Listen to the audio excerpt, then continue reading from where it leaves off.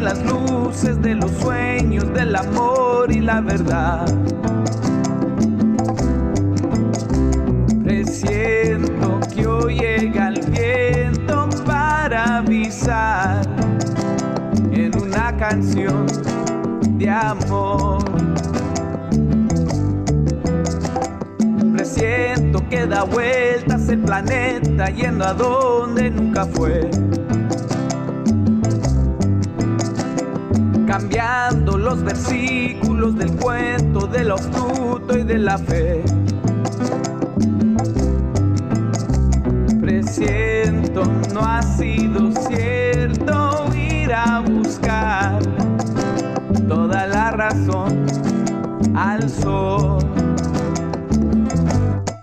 Volvamos a empezar a respirar las flores, dejándonos llevar por risas y colores.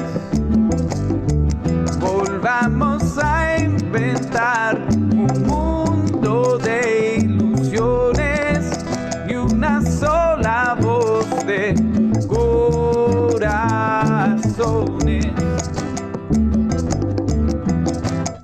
Presiento que se oculta este momento de la estricta realidad.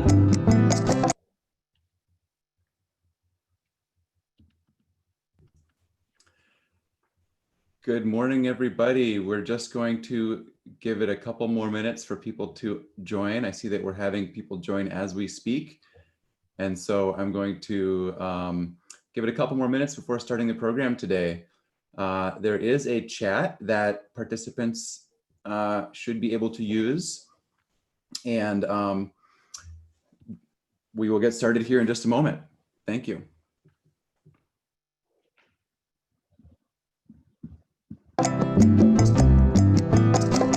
En verbos le hace ronda al pensamiento, pero nadie empuja más. Me entrego en aquel concepto de ir a brindar mi definición, definición, definición de amor. Volvamos a empezar a respirar las flores, dejándonos llevar por risas y colores. Volvamos a inventar un mundo de ilusiones y una sola.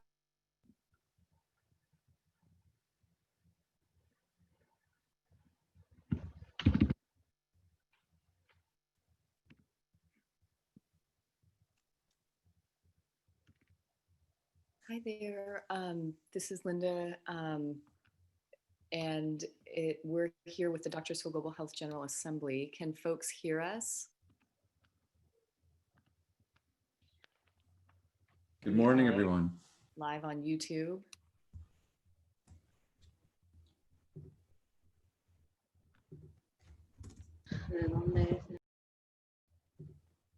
Good morning. We're just getting settled in this morning, and we're welcoming people as they come into this space, and we're going to start our welcome introductions in just a few moments.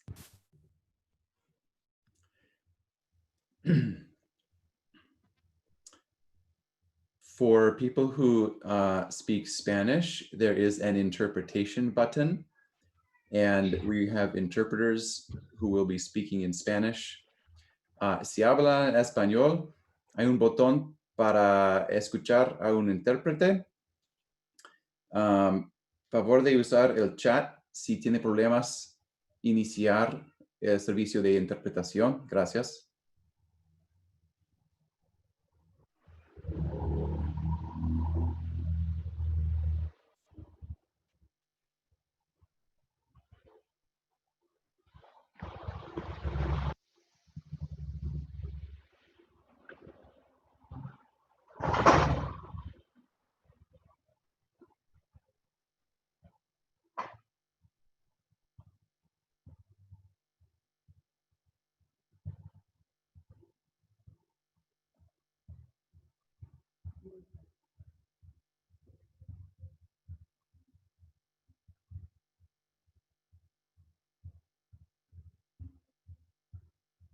Yo voy a mostrar dónde está el botón. Si quieren escuchar audio español o inglés, pueden elegir por este botón que se llama Interpretation.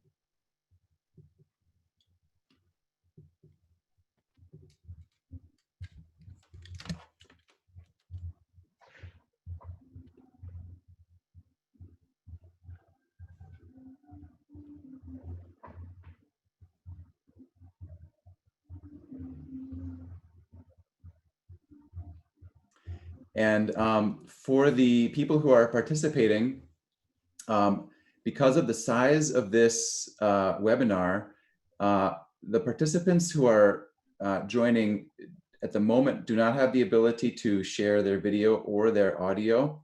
Panelists do have that ability at the moment.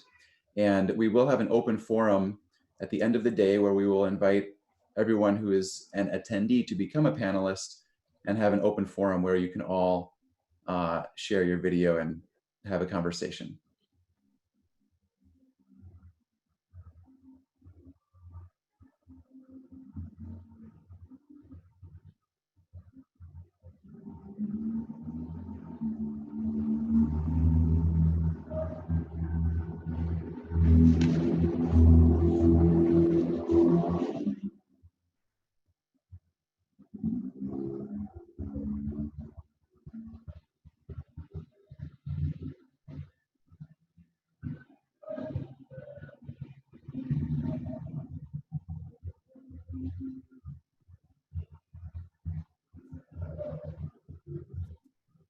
So we want to welcome everybody who's coming in, who's getting settled to our meeting today. Bienvenidos a todos. Gracias a estar con nosotros. Vamos a empezar nuestro programa en momentos y tenemos mucha información en esta chat box también. En tu correo hay más información también. So for folks who signed up, you can check your email for any documents that we sent. We just sent a PDF file that has all the bios of our speakers and our updated agenda for the day. Okay, great. And we would, yes, Joanna, if you'd like to share with our Spanish speakers how to turn on the interpretation, that would be a good time now. You could share that with them. This is Joanna Silva, one of our volunteer interpreters. Hola, buenos días. Me llamo Joana. Entonces, hoy, gracias por estar aquí esta mañana con nosotros. Ya vamos a empezar en unos minutos, pero sí les quería informar de que hay una opción de poder escuchar en español este mensaje.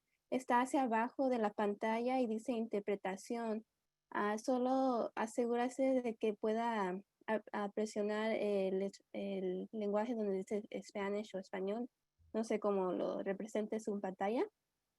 Y por favor, asegúrense si pueden mantener sus micrófonos en silencio durante la conferencia y vamos a tener oportunidades donde puedan compartir o hacer preguntas, pero por lo mientras, para que no se escuche mucho ruido de lo de atrás.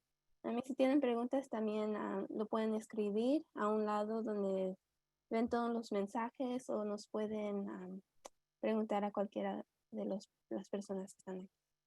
Gracias. Great, thank you, Joanna. So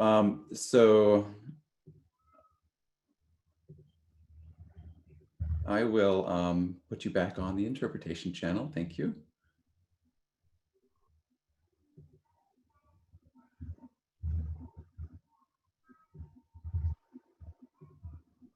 Just a moment.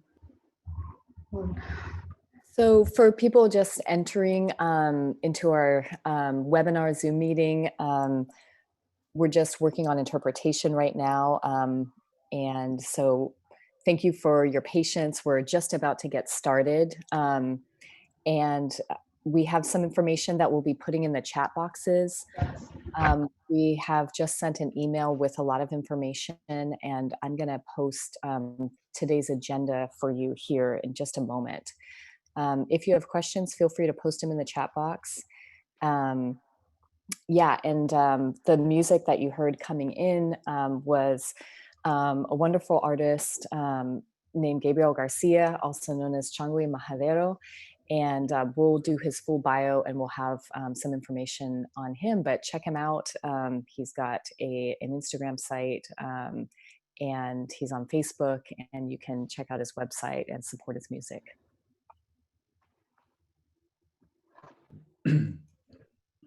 Okay, well, so let's begin. Well, welcome everybody. Thank you so much for being here. It's a pleasure to have everybody from around the world. This is our first completely virtual Doctors for Global Health General Assembly. We have had 24 General Assemblies in the past, and those have all been in person. And this is our first one being completely on the internet.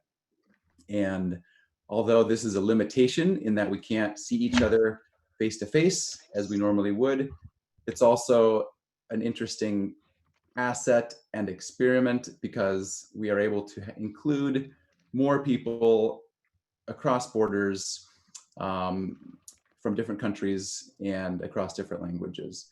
So we're very excited to have your participation here today, and very excited to be experimenting with you all today. We have a great program for you. I just want to introduce myself briefly and our fabulous volunteer interpreters. My name is Alex Luger. I'm the current president of Doctors for Global Health. I'm an internal medicine physician. I live in Tacoma, Washington. I was a volunteer with Doctors for Global Health in 2007 in El Salvador, and I've been participating with the group ever since. Doctors for Global Health is a social justice organization, and as part of that social justice, we believe in language justice and language accessibility. And as such, we have tried to make this experience bilingual as best as we can. We have some fabulous volunteer interpreters who are helping us today, and I'll introduce them now. Joana Silva is a daughter of immigrant parents from Mexico City and was born in San Clemente, California. And much of her childhood experiences were formed in Mexico, Hawaii, and California. And she's a first-generation college graduate, and she is entering her second year of physician assistant school. Sí, ya. Vamos a ver. University. Her experience internationally has taken her to serve in Tijuana, Mexico, Pristina, Kosovo. And these experiences were catalysts for her to continue pursuing global health medicine. We're very happy to have Joana's participation. And we have also Martin Vasquez. And actually, I'm going to stop the screen share so I can show you who they are on the video, just so you know who the interpreters are. So give me a second to show you their faces. Okay, so I'm going to try pinning the video, spotlighting. This is Joana. Can everyone see Joana? Say hello, hi. And I'll introduce Martin as well. Okay, great. This is Martin.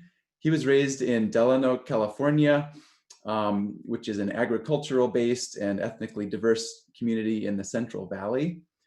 And growing up, he identified the health disparities amongst farm workers who were facing strenuous hours working in the fields with little pay. And he was inspired to become a physician and work with medically underserved communities in the Central Valley. And he's currently working as an electronic medical records trainer at the Venice Family Clinic in Los Angeles.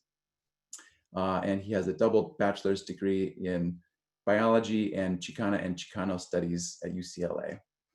And he's done volunteering in Los Angeles, Tecate, and Tijuana, and the Dominican Republic. So thank you to both of the interpreters we have here right now. We also have another interpreter who will be joining later, Vanessa Alvarado, and we'll introduce her when she's able to join later on. So as I was saying, this is a very special experience for us. Doctors for Global Health has never done an online webinar, and we are excited to do it. And we hope you will bear with us if we experience any technical difficulties. Okay, great. This is also an opportunity for us to tangibly support the work that we are committed to supporting. And as such, we are trying to raise some funds. So those of you who have donated already, thank you so much for your donations. We have a silent auction that is running through the weekend, and you can bid on some fantastic items. And we are hoping to raise $25,000 this weekend to support the work in our partner communities.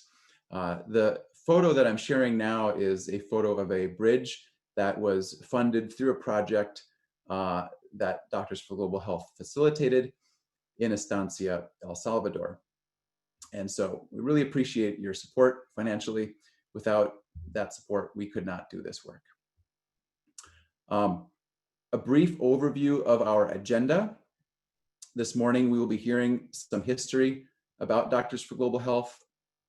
We'll be hearing from our partners in Estancia, El Salvador, our partners in Santa Marta, El Salvador.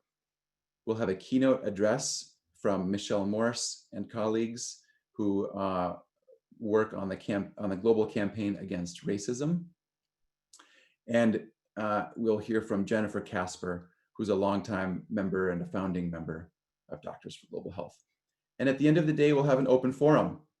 And I see that we have 80 participants on the webinar already. So that will be an experiment. And I think that will be a nice opportunity for us all to have a conversation. Tomorrow's agenda, we can review in detail tomorrow. I won't spend time talking about it today. And we will also be providing the agenda and other materials to you by email so that you have these able to reference. In the Zoom program, you have a chat box, which you are free to use. And we also have a question and answer box. If you have a question that comes up and you're interested in a participant to answer a question, please submit that question in the Q&A box. And then if we have the ability to have live commentary after our presentations, then we will offer that opportunity for the presenters to answer your questions. Most of our content today is pre-recorded, and we've done that to minimize any technical issues. And we are using automatically translated subtitles from YouTube. So I hope that they will help expand the language accessibility for everyone. And they may not be perfect, so please bear with us. So I'd like to introduce our first, I'll take the screen share off here. Okay, great. And I think, Martine, I think I'm still pinning your video. So hello, Martine. Okay, very good. Great. So our first presentation is a bit of history about Doctors for Global Health, presented by Lanny Smith, who is the founding president of Doctors for Global Health. And he currently serves as the DGH Liberation Medicine Council. And I'm just going to pause for a moment because I'm seeing that there are some issues with people being able to hear interpretation. Let's see. Is interpretation working okay, or are we having some difficulties? Oscar, tienes dificultad con la interpretación, ¿verdad? Ok, vamos a intentar arreglarlo. Gracias. Okay, sorry about that. Hopefully we'll have this ironed out this morning. Good. Okay, good. So Lanny Smith, as I mentioned, is the Liberation Medicine Council. And he is currently a global community health advisor for the Southern Jamaica Plain Health Center of the Brigham and Women's Hospital in the Division of General Medicine and Primary Care at the Harvard Medical School. He's also an assistant professor of social and behavioral sciences at the Harvard T.H. Chan School of Public Health and an adjunct clinical professor of medicine at the Montefiore Medical Center in the Bronx in New York. He has worked for 12 years as a practicing community health physician in the South Bronx and now lives in Jamaica Plain, Massachusetts. And for 6.5 years, he lived in El Salvador, in Morazan, volunteering there, and was really integral in creating the connection that we have with our partners in El Salvador. So I'm going to start a video that Lanny has recorded sharing the history of DGH, and I'll cue that up here just a moment.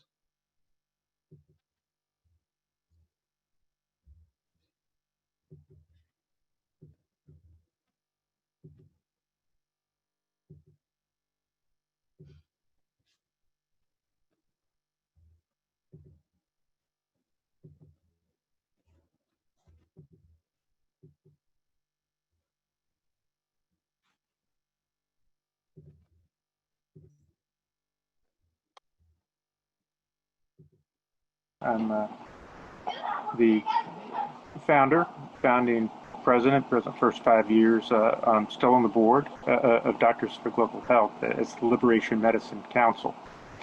And I'm here to talk with you about the origins of the group Doctors for Global Health. I want to be sure, though, as we start in, we Doctors for Global Health, we started 25 years ago, 1995. And now in the year 2020, it's very important to know our origins, but also our insertions. And so I want to say very clearly, Doctors for Global Health supports Black Lives Matter. We are against white supremacy. We are against systemic racism. We are working to be part of people having access to health care, health as a human right, everywhere around the world. We're a group that is not US-centric. Even though we are registered in the United States, our vision is inclusive of people in many places, anywhere that people are working to fight, to struggle for human rights, for health and social justice, for health equity, for racial justice. And that does include the United States. And in this particular moment that I'm writing and talking with you, we know that things are very difficult. People are experiencing a repression that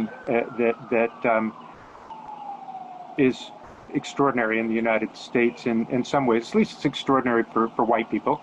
Not really extraordinary, unfortunately, for Black people. It's been part of the fabric of the United States since long before the United States officially begun.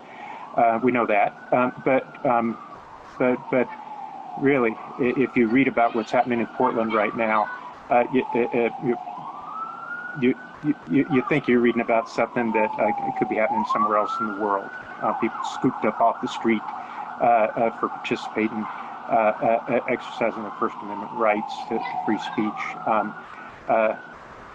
This is something that Doctors for Global Health feels very strongly about. We have people everywhere, but we have members everywhere around the world who are working to support the right to not only to expression, but the right to have health, and health does include expression. So where did Doctors for Global Health come from? We started the organization in 1995, It happened as a way of bringing together an initiative that had been going on for a few years before that, since 1992, in the country of El Salvador, in the department of Morazan, which is on the eastern part of El Salvador, contiguous with Honduras. And we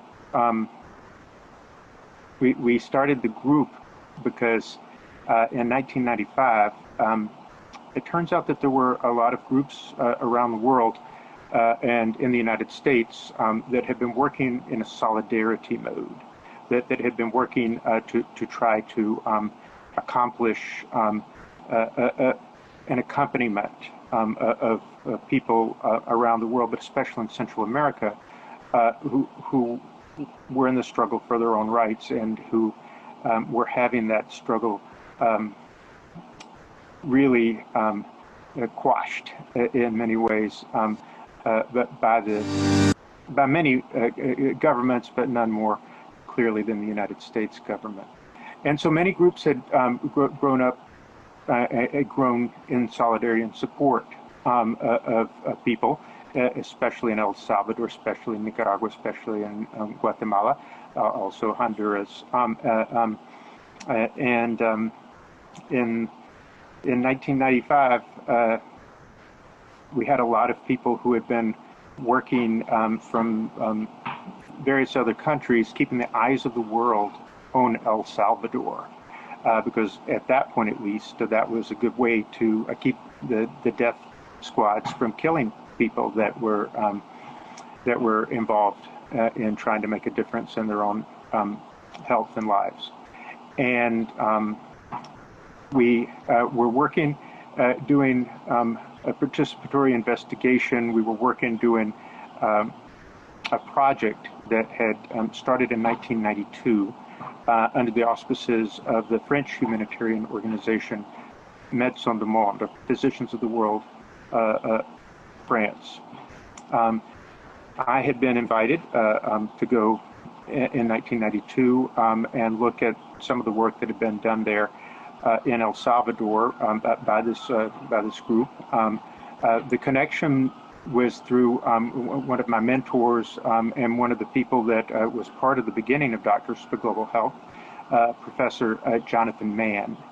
And Jonathan Mann is he's deceased now. He died in Swissair Flight 111 over Halifax, Canada, in 1998. But he was someone, a public health expert who had in his time been the head of the World Health Organization, AIDS organization, and left that group and had become a professor at Harvard School of Public Health, and had gone around giving a series of talks looking at the unifying aspect of health and human rights and the synergy of those two.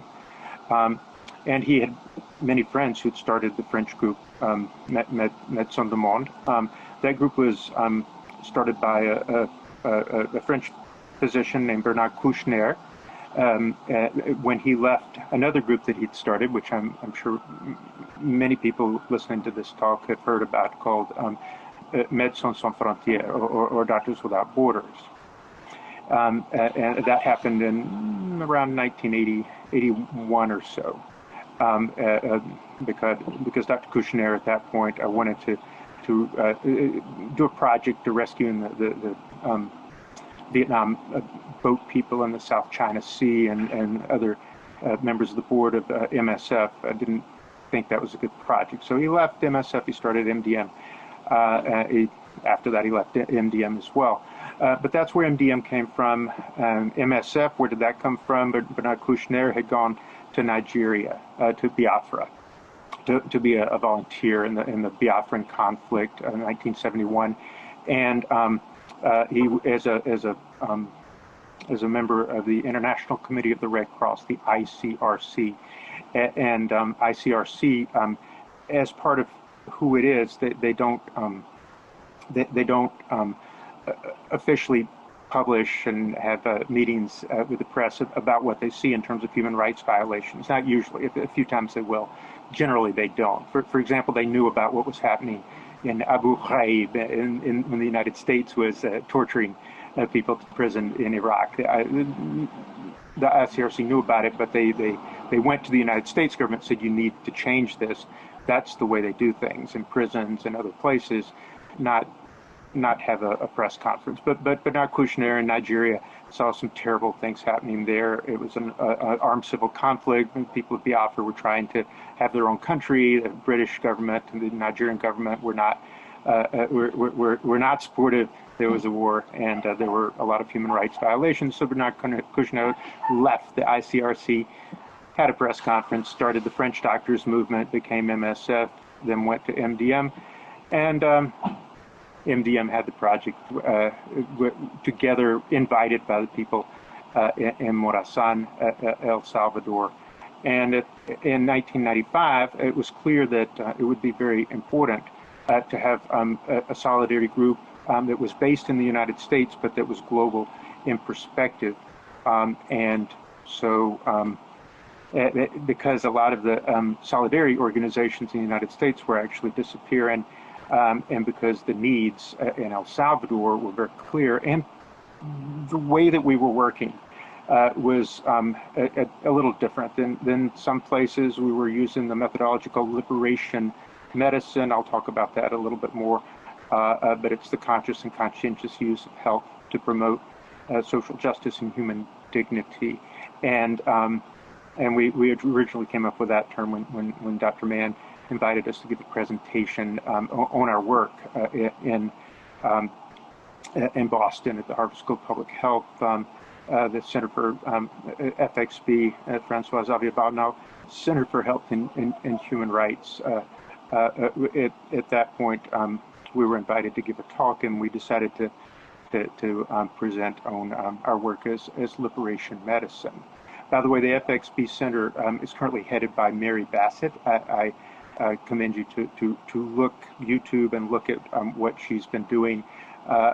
She is a former health head of the public health department in New York City, and luckily she's now working out of Boston here, and really putting fire to the struggle against police brutality and the struggle against racism, looking at racism as a public health important matter. I'm going to just say a little bit more about the founding of Doctors for Global Health. We brought there were 20 of us. There were 20 of us who some were in their 80s already. Mary Lou Clements was one of them. She actually had known her as I was lucky to have known her as an algebra teacher in my high school, but what she was doing was working with women's rights, using cooking to provide food for homeless people, working against repression in the state of Georgia. She was a significant force when she passed away. She and her husband were both on the original group of Doctors for Global Health, and also other people on this group who were quite extraordinary people. My parents were on the group. The Professor Sandy Kemp at Davidson College was a founding member. Dan Bausch, who currently is working in the UK, heading their international health work, and working at the London School of Hygiene and Tropical Medicine. Tim Holtz, currently a Rear Admiral in the Public Health Service, and other folks, Shirley Novak, who was was until she recently retired, working with children who speak other languages in the preschool arena, and doing through the Syracuse sister community, doing very strong work in the same community where we were working in Morazan. Also in that original group, Joy Mockbee, who heads a clinic in Arizona, in Tucson, and there was a physician's assistant who was in the group, who works in Henry Ford Hospital in Detroit. Salvadoran physician, Maruca Figueroa Estrada, and a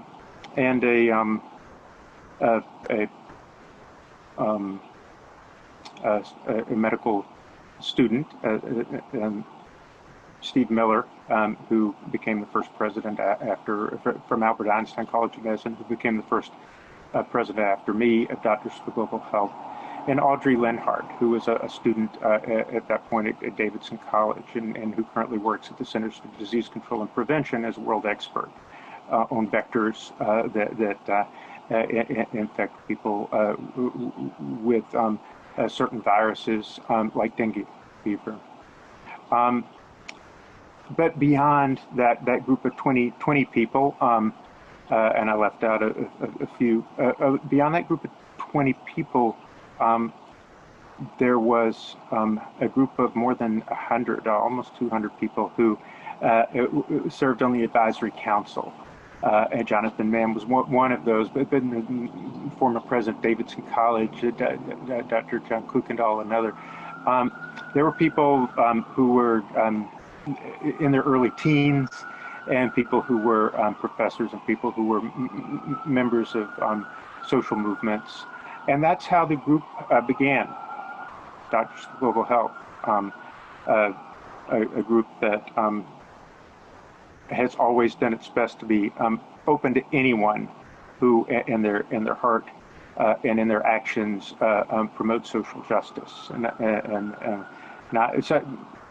Physicians are welcome. Anyone is welcome. The only folks, I would say, who we asked to put their work in another place than us are people who for some reason are not able to tolerate diversity in terms of people's gender or people's gender preference, or people's work, in folks who feel like they have to tell someone who is Muslim that they should be Christian, someone who's Jewish, they should be Christian, someone who's Hindu, they should. Folks who have a religious imperative that other people think the same way they think. We request that those folks go and put their services elsewhere. But I'm so happy to say that within the group Doctors for Global Health, we've had tremendous diversity of spiritual perspectives, with donors and people on the board from many different religious perspectives, many different spiritual perspectives, many different ways of viewing the world. It's very important that's part of who we are. Welcoming people, whether they're able-bodied or not, welcoming people no matter their perspective and practice in terms of how they see themselves. That's the beginning of the group. That's who we are still, 25 years later. We've gone through a lot of opportunities from then to now. And I'm going to stop here and welcome anyone who listens and who feels like this group could be a place where you could share your energy, share your aspirations to make the world a better place, share your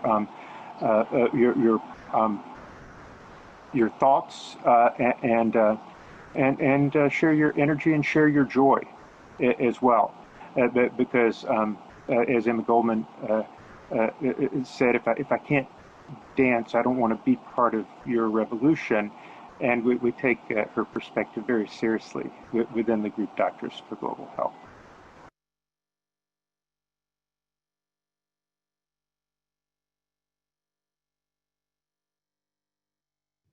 All right, thank you, Lanny.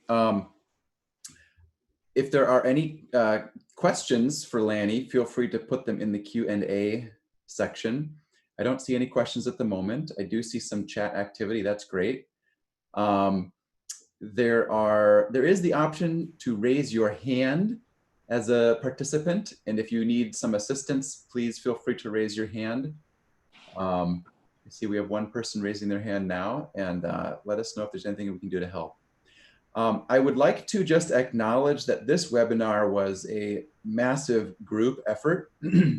And are we able to see the grid view now? I want to just acknowledge the people who are on the panel as panelists, and just briefly go around and have each person say their name and where they're joining in from. And we'll proceed through the grid here. Do we have it up on grid? Is everyone seeing a grid? Yeah, we're seeing it on grid, Alex, and maybe we can also invite people to introduce themselves in whatever their preferred language is. Yeah, that'd be great. Okay, so starting with Shirley Novak. Shirley, do you want to say hello and where you're from? You have to unmute yourself though. I'm Shirley Novak, and I'm here in Syracuse, New York. And Irma?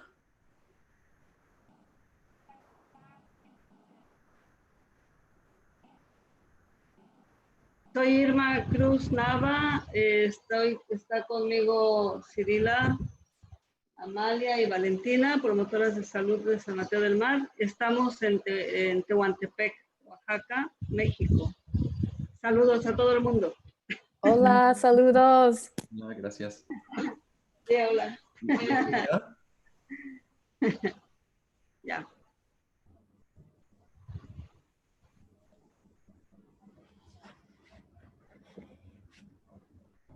Lucía, ¿quieres presentarse?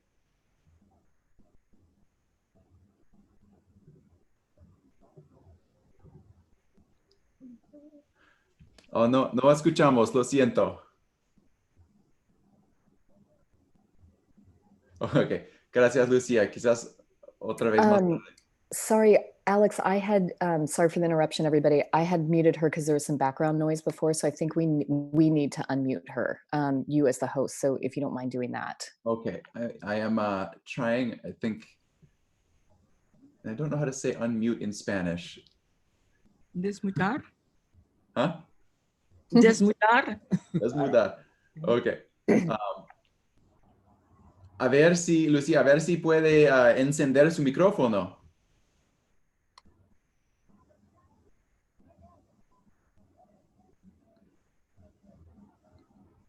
Ok, esperamos un momentito. Seguimos a Jen Casper. Hi, my name is Jen Casper, and I'm coming to you live from Boston, Massachusetts. Mucho gusto. Great. Lanny? Hola, mucho gusto. Nuevamente, this is Lanny. In my presentation I just gave, one thing I didn't emphasize as clearly as we need to hear now: the magic of the Salvadoran community, and you have several folks here who are part of that community. who really were the fabric and the foundation of Doctors for Global Health, the absolute extraordinary coming together, which we could give hundreds of anecdotes, and I gave a little bit in a different presentation. Thank you, muy agradecido. We are here today really because of your energy and the energy of the Salvadoran people bajo el sombrero azul. So thank you. Okay, thank you, Lenny. Oh, we have a question in the Q&A. How can I see the grid view? Great question. If it's not automatically showing the grid view, in the upper right-hand corner, there should be a button that says grid view. And so participants should be able to see grid view. And I hope that works.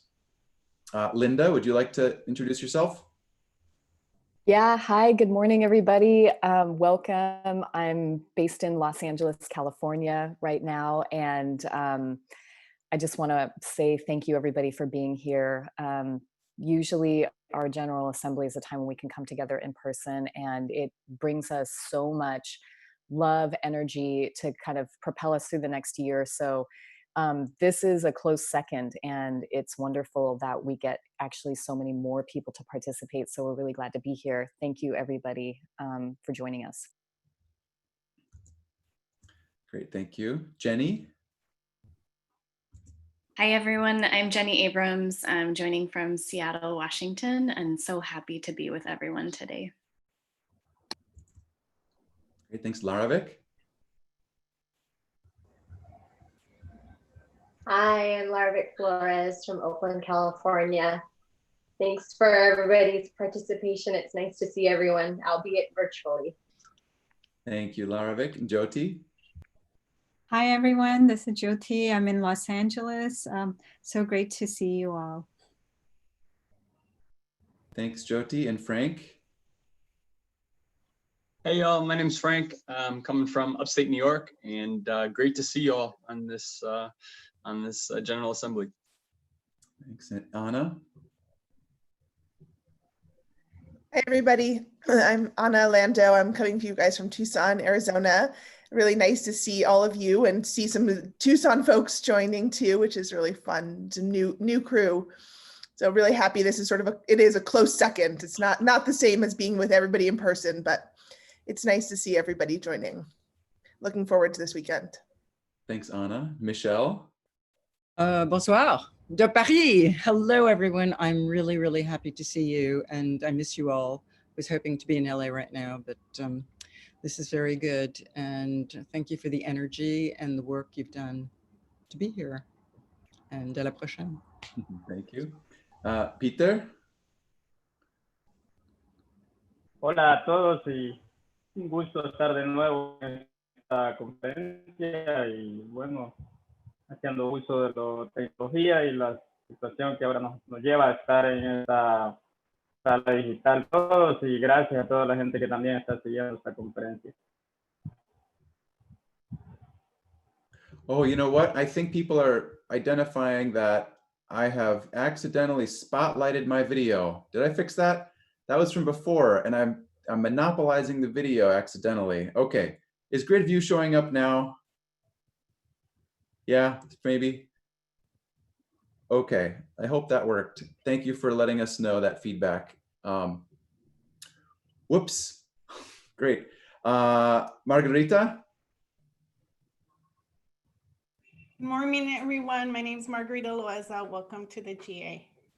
Thank you. Shamsher? Everyone, Shamsher Samra. I'm joining from Fresno today. Yeah, excited for the day. Great. And Mitch? Good morning, everyone. I'm coming to you from toasty Phoenix, Arizona, and welcome to the day. Okay, great. Thank you so much. Oh, Lucia. Hola, ¿cómo está?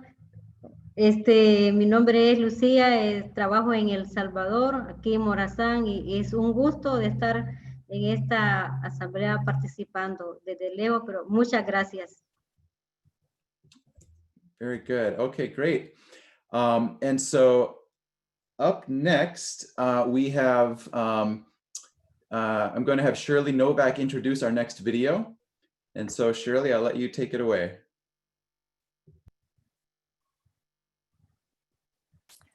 Shirley, oh, there you go. Thanks, Alex. It is my privilege to introduce la Asociación de Campesinos para el Desarrollo Humano, CDH, Peasants for Human Development, and its executive director, Jose Ramiro Cortez Argueta.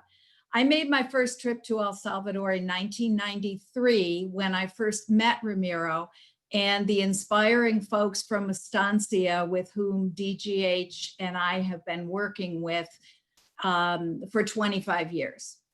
Over this time, I've made at least one visit per year and to this community where I have stayed in people's homes, I have taught to groups in the community and just basically spent time with my second family. Over this time, I have witnessed incredible growth in the many individuals in CDH and growth in CDH as an organization. Most CDH members have not had the opportunity to attend school beyond high school, and that's very basic one-room high school. But the dedication that each puts into the work demonstrates a body of knowledge and a commitment that surpasses a university degree. It is my privilege and my honor to introduce CDH, Campesinos para el Desarrollo Humano, and Jose Ramiro Cortez Argueta, the executive director. Great, thank you, Shirley.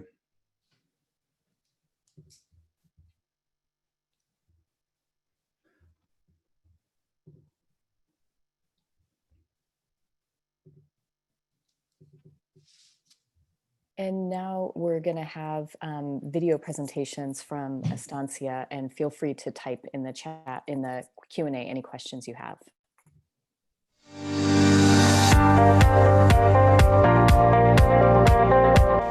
La Asociación de Campesinos para el Desarrollo Humano, CDH, se encuentra en la ciudad de Cacaopera, Morazán. Su oficina central está ubicada en el barrio El Centro, en el segundo nivel de Agroferretería Gómez.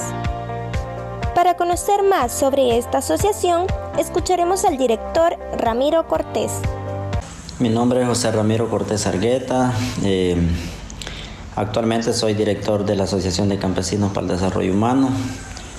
Quizá contar un poco de historia, ¿verdad?, sobre la formación de la Asociación de Campesinos. Este proyecto viene de 1992. Las comunidades de estancia pues prácticamente no tenían programas de salud, programas de educación, infraestructura, ¿verdad? De ese momento se inicia las organizaciones de las asociaciones de desarrollo comunal de cada comunidad organizadas para ver en qué proyectos grandes se podían realizar. Es así como aparecieron, ¿verdad?, los centros de desarrollo infantil, los cuales eran 6, actualmente están funcionando solo 2 y otros están con cooperación con el Ministerio de Educación. Y el centro, la clínica que tenemos, que es una clínica comunitaria donde viene gente de todas partes de Cacaopera y otros municipios a buscar su solución a los problemas de salud. Posteriormente a la salida de Médicos del Mundo, las comunidades se organizan para seguir con los proyectos y es así como nace la Asociación de Campesinos para el Desarrollo Humano, para darle seguimiento, ¿verdad?, a los proyectos existentes, a los programas existentes, y es donde se empieza a buscar fondos para solventar algunos problemas de las necesidades que cada comunidad tiene. Uno de ellos, pues hemos hecho un proyecto de viviendas para familias de escasos recursos económicos. Bueno, buenos días. Mi nombre es María Marcelina Hernández Ortiz y agradecerle mucho a ustedes como institución pues que me donaron la casita y yo me siento muy bien, feliz, alegre y contenta. También se ha construido el primero, un puente, ¿verdad?, que fue el que llevó al desarrollo de todas las comunidades de estancia y el municipio de Corinto, ¿verdad?, un esfuerzo que hizo toda la comunidad, acompañado con la Organización Médicos del Mundo y donantes a nivel de diferentes partes del mundo. Posteriormente, pues se hizo otro puente, que es el que comunica a las comunidades de estancia con las comunidades del Cantón Agua Blanca, el cual pues ha venido a dar mucho desarrollo a estos lugares. Aparte de eso, nuestra organización pues siempre está al pendiente, ¿verdad?, de ir atendiendo los problemas que se han mencionado entre el plan de desarrollo, el plan estratégico que la comunidad tiene, ¿verdad? Uno de ellos estamos trabajando mucho en la problemática del medio ambiente, ¿verdad?, y también la escasez del agua, que es una de las cosas que aquí pues afectan, ¿verdad? Lastimosamente esta pandemia que tenemos pues nos ha venido a afectar bastante, pero ahí estamos solventando los problemas. Y es así pues como la organización ha ido creciendo. Empezamos con 29 miembros y ahora pues ya tenemos ya más de 60 miembros. Ya somos una organización legalmente constituida. Obtuvimos nuestra personería jurídica en el año 2004, ¿verdad? Y de allí para acá hemos empezado a trabajar con todo lo de la ley de lo que rige nuestro país y buscar la gestión pues por todos lados, ¿verdad? En estos momentos agradecerle a la organización Doctores para la Salud Global, que nos ha acompañado por muchos años, ¿verdad?, en ayudarnos a desarrollar nuestros programas, en acompañar a la gestión y el acompañamiento muy fuerte que ha tenido con las comunidades aquí de estancia. CDH es una organización humanitaria, apolítica, sin fines de lucro, que nuestra misión es desarrollar, ¿verdad?, en todos los ámbitos, ya sea en la salud, en la educación, en la organización de la comunidad, en la desarrollo de las habilidades y en el medio ambiente, la agricultura.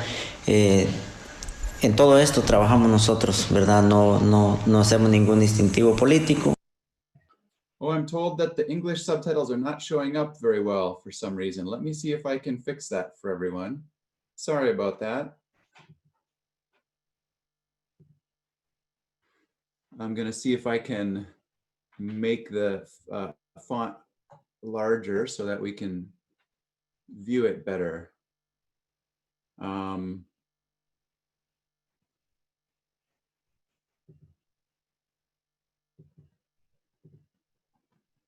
Okay, now, is that any better? Is there someone who can just unmute to tell me if it's better or not? It looks Yes, better. that's better, Alex. Better. I think also if you No religioso, ¿verdad? Nos dedicamos más que todo al desarrollo de la humanidad.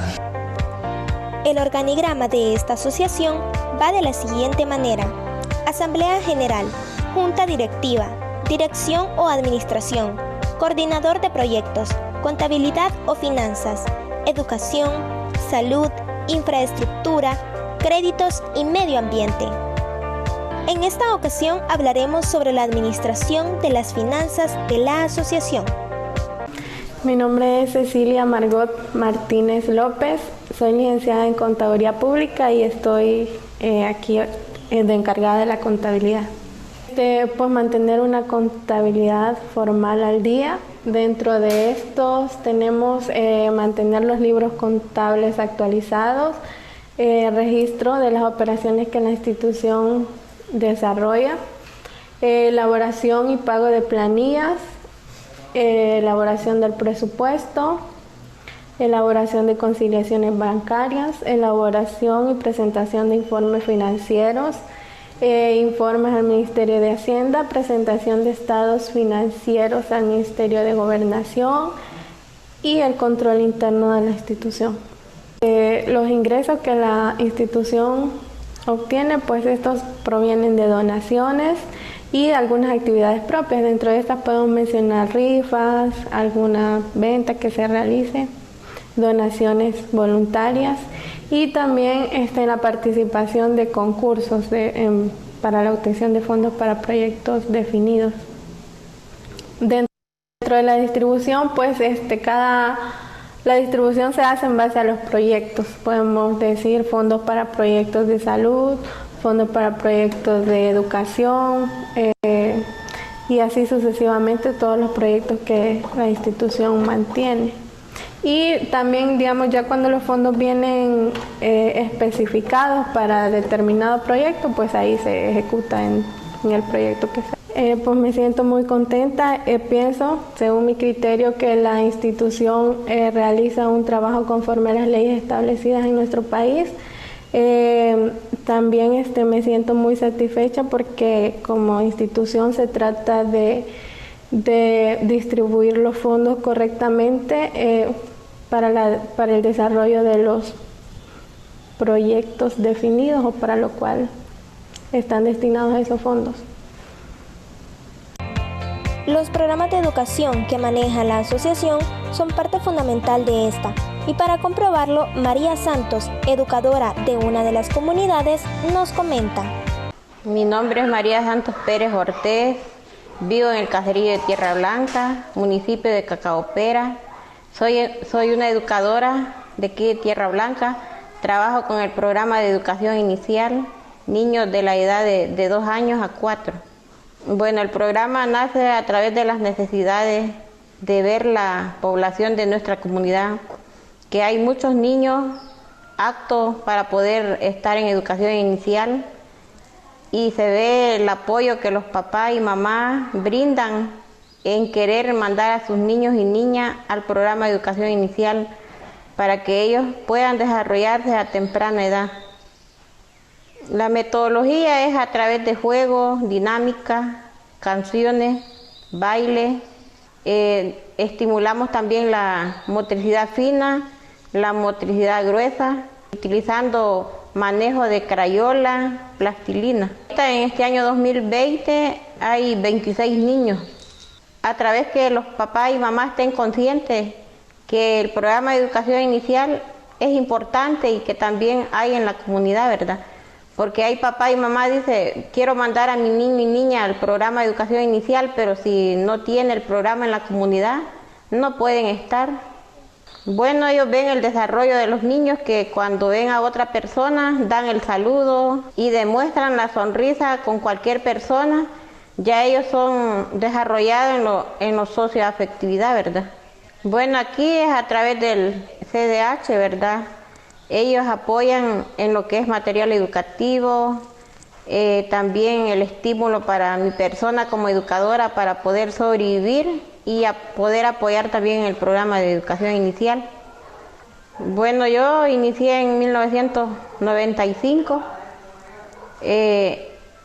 Hemos empezado a trabajar en la comunidad de una cantidad de niños de 45 niños integrados en este centro de Caserío Tierra Blanca. Y lo que a mí me gusta es que los niños sienten esa alegría, el anhelo de querer aprender y sobresalir.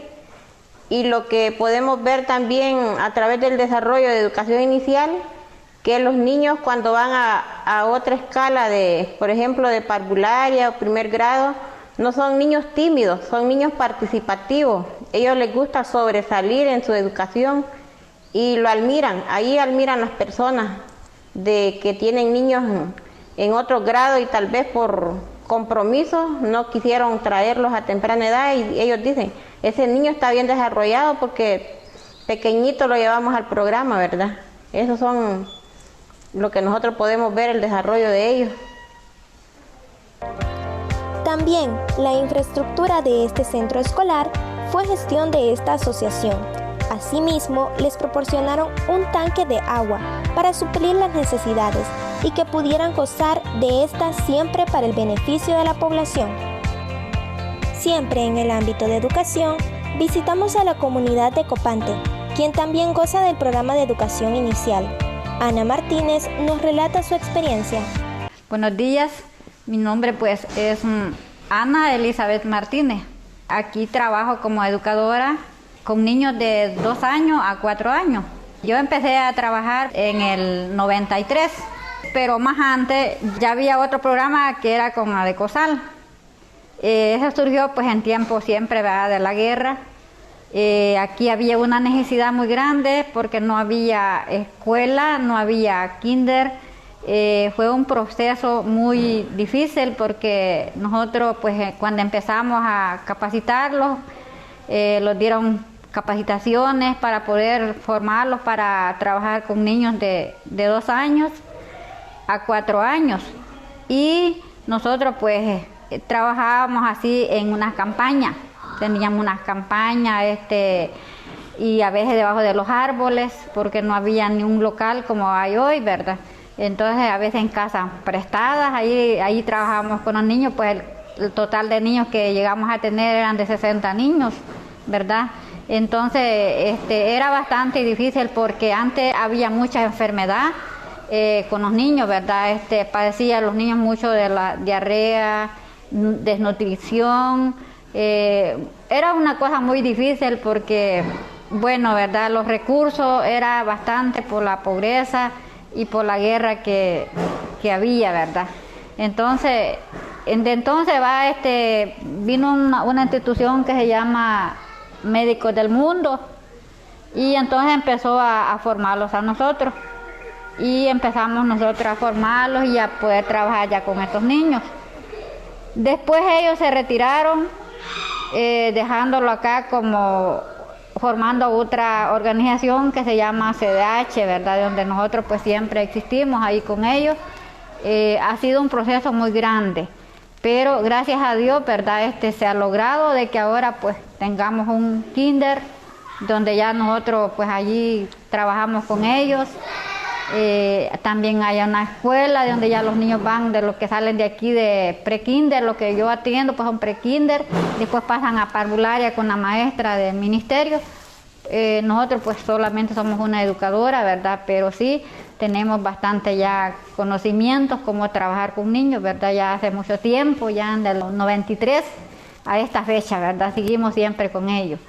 Entonces, ¿verdad?, ha surgido bastante. La metodología que nosotros utilizamos pues es 4 áreas. Trabajamos con los niños de lenguaje, pensamiento, socioafectivo y psicomotora, ¿verdad? Esas son las áreas que nosotros utilizamos para trabajar con los niños. También, ¿verdad?, otra metodología de donde nosotros trabajamos con los padres de familia, ¿verdad?, donde hacemos talleres con ellos, reuniones mensuales para informar cómo va sus niños, para organizar también lo que es la comida.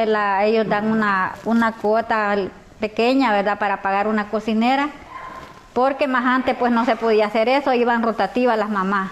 Un día venía una mamá, otro día otra mamá, pero después surgieron de que mejor íbamos a pagar una cocinera, pero ese dinerito pues sale de ella y no es un pago porque lo más que le pagamos a ella son $40, dependiendo la cantidad de niños que hay, así le pagamos.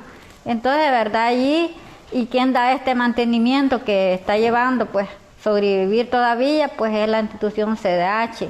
Ellos están llevando todito lo que es de la educación, ¿verdad? Ellos llevan lo que es la papelería, los ayudan en lo que es para la limpieza y también algunos alimentos, ¿verdad?, que los están apoyando para trabajar con los niños. Los padres también a veces colaboran, ¿verdad?, con un poquito de maíz, con frijoles, lo más necesario, porque aquí no tenemos para decir que les vamos a dar fruta, les vamos a cambiar comida, solamente frijolitos, arroz, aceite, eso es lo más básico que hay, ¿verdad?, para darles a nuestros niños, ¿verdad? Entonces es una cosa es muy bonito porque los padres de familia están conscientes y ellos pues están siempre mandando a sus niños, ¿verdad? También ellos se encargan de ayudar de hacer la limpieza afuera, al contorno, cuando hay que chapular, pues hay que hacerlo, ¿verdad? Entonces eso es el trabajo del padre de familia, que ellos nos ayudan a aportar acá, ¿verdad? Y siempre, ¿verdad?, con la ayuda de la institución, como le digo, que ellos sabrán cómo se reúsan, ¿verdad?, para poder que nos ayuden acá y nosotros pues poder seguir adelante trabajando con estos niños pues Pues ya tenemos ahí niños que ya estudiaron con nosotros y ahora pues ya son bachillerato, algunos han sacado alguna universidad, ¿verdad? Es un avance muy grande que tenemos con ellos. Entonces es una metodología, hacer los juegos también, dinámicas, canciones, porque el niño pues no se puede tener mucho tiempo sentado, ¿verdad? Sino que lo menos son 15 minutos que se debe de tener sentadito, ¿verdad? Y allí pues ya al niño hay que cambiarle ya otra actividad. El doctor Samuel García es el que ejerce su profesión en la unidad de salud médica que se encuentra en el caserío El Rodeo, Cacao Pera, Morazán. Él, en conjunto con la asociación, trabaja día a día para el bienestar de las personas de la comunidad. A continuación, escucharemos algunos de los alcances y logros obtenidos en este arduo trabajo. Mi nombre es Samuel García, yo soy médico general. Ejerzo la función como director del centro de salud acá. Bueno, dentro del programa de salud médica que nosotros tenemos aquí en el centro, primeramente es la atención primaria en salud, ¿verdad? Donde atendemos adultos mayores, niños, recién nacidos, embarazadas, jóvenes, de diferentes comunidades que vienen acá al centro de salud. Nosotros como subprograma tenemos varios, entre ellos tenemos un programa que es para los pacientes especiales, tenemos nosotros un programa que está destinado para pacientes que tienen patologías que no son muy frecuentes, ¿verdad? Y que el ministerio no puede de alguna manera o las familias no tienen las condiciones para poder aportarse como medicamento. Entonces tenemos como alrededor de 25 pacientes que mensualmente vienen a retirar medicamentos acá a nuestra institución, ¿verdad? A algunos se les da transporte, medicamentos o incluso se les hace las interconsultas o los seguimientos con los especialistas, ya sea en Gotera, en San Miguel, en San Salvador, y entre ellos hay adultos, jóvenes y niños. Bueno, las actividades diarias, nosotros tenemos la atención acá en la clínica desde las 8 de la mañana hasta las 4 de la tarde. Usualmente siempre es bien variada la consulta, ¿verdad? Porque vienen de diferentes comunidades. Nosotros albergamos o atendemos de 9 caseríos de acá cerca y tenemos un expediente largo que es de diferentes zonas. No solo nos enfrascamos en personas de aquí del territorio, sino que a veces vienen de otro departamento o de otra zona, o incluso gente que viene como recomendada, ¿verdad?, a la atención para acá.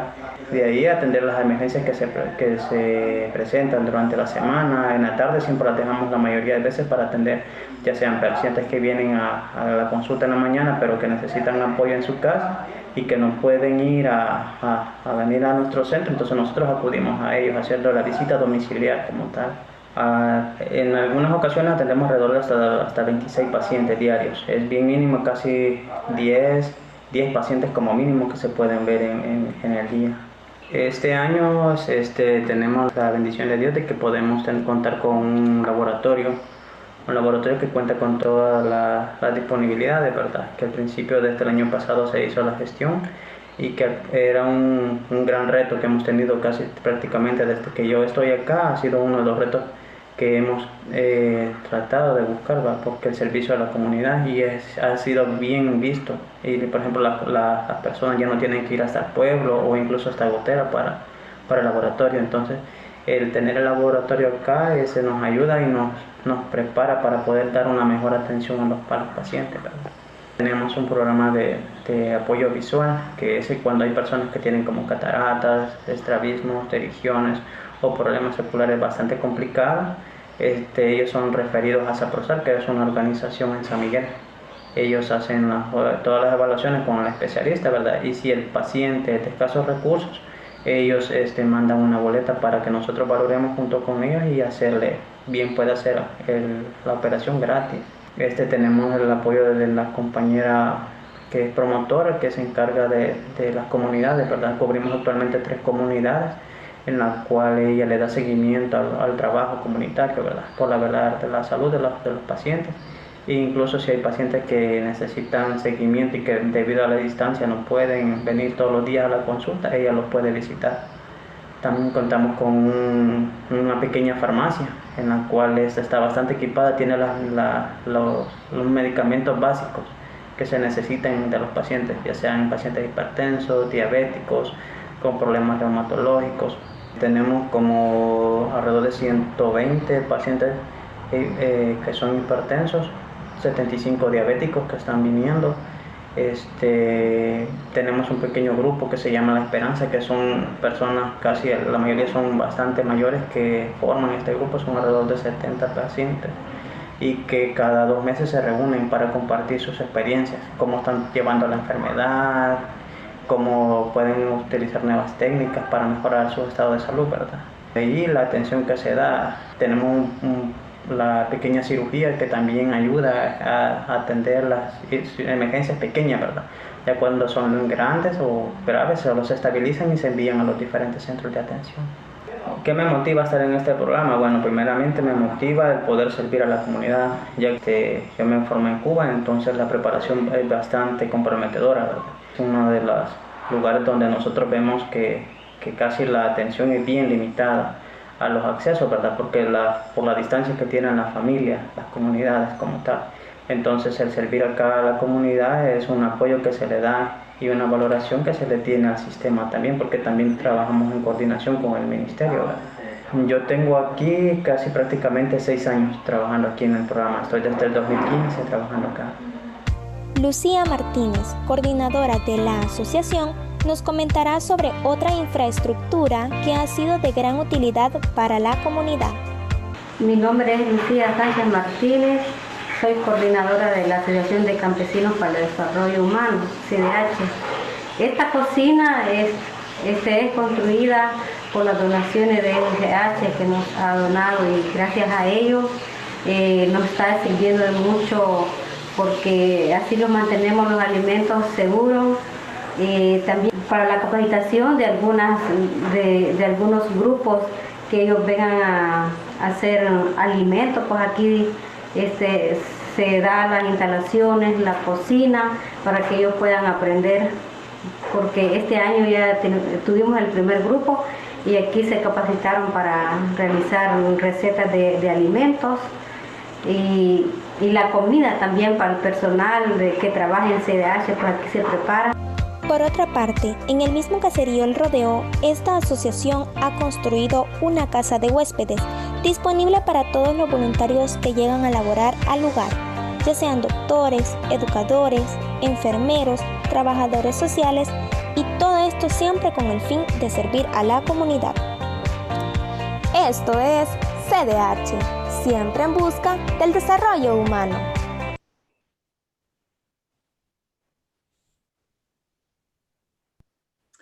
Okay, great. Thank you. So are there any questions for Lucia in Estancia?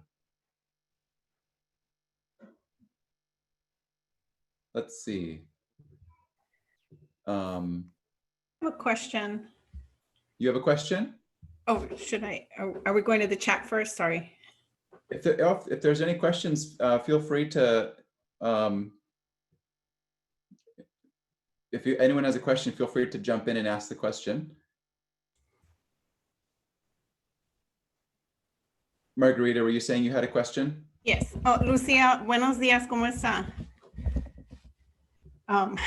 Quería saber cómo está la comunidad ahorita durante esta pandemia de COVID-19.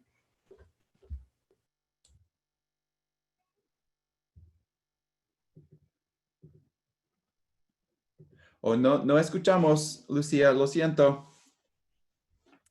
So we're just waiting for Lucia to come live to talk more about how things are going with the COVID-19 pandemic, and we're just trying to get her live. Hola. Hola. ¿Me escuchan ahora? Sí, gracias. Bueno, a partir de marzo, nuestras comunidades, fue un poco bastante de miedo, porque se sintió bien fuerte, y entonces ha afectado mucho, porque incluso con los programas también, porque hemos tenido días que hemos trabajado y días que no, porque por la propagación de esta enfermedad, pues los niños en las comunidades pues han tenido que estar en la casa, y también con la clínica pues casi los pacientes no hubo un tiempo que no se llegó porque no teníamos el equipo preparado para poder nosotros atender en esta clínica. Y así, en general, en todas las comunidades, pues, ha habido bastante lo que es la alimentación, pues ha sido un poco que ha costado para venir a comprar al pueblo, porque mucha gente no tiene los recursos para poder ir a comprar, y lo otro que había que pagar transportes propios para venir hacia a Cacaopera. Entonces son cosas muy, quizás a nivel pues nacional o mundial, que sí nosotros ha afectado esta enfermedad.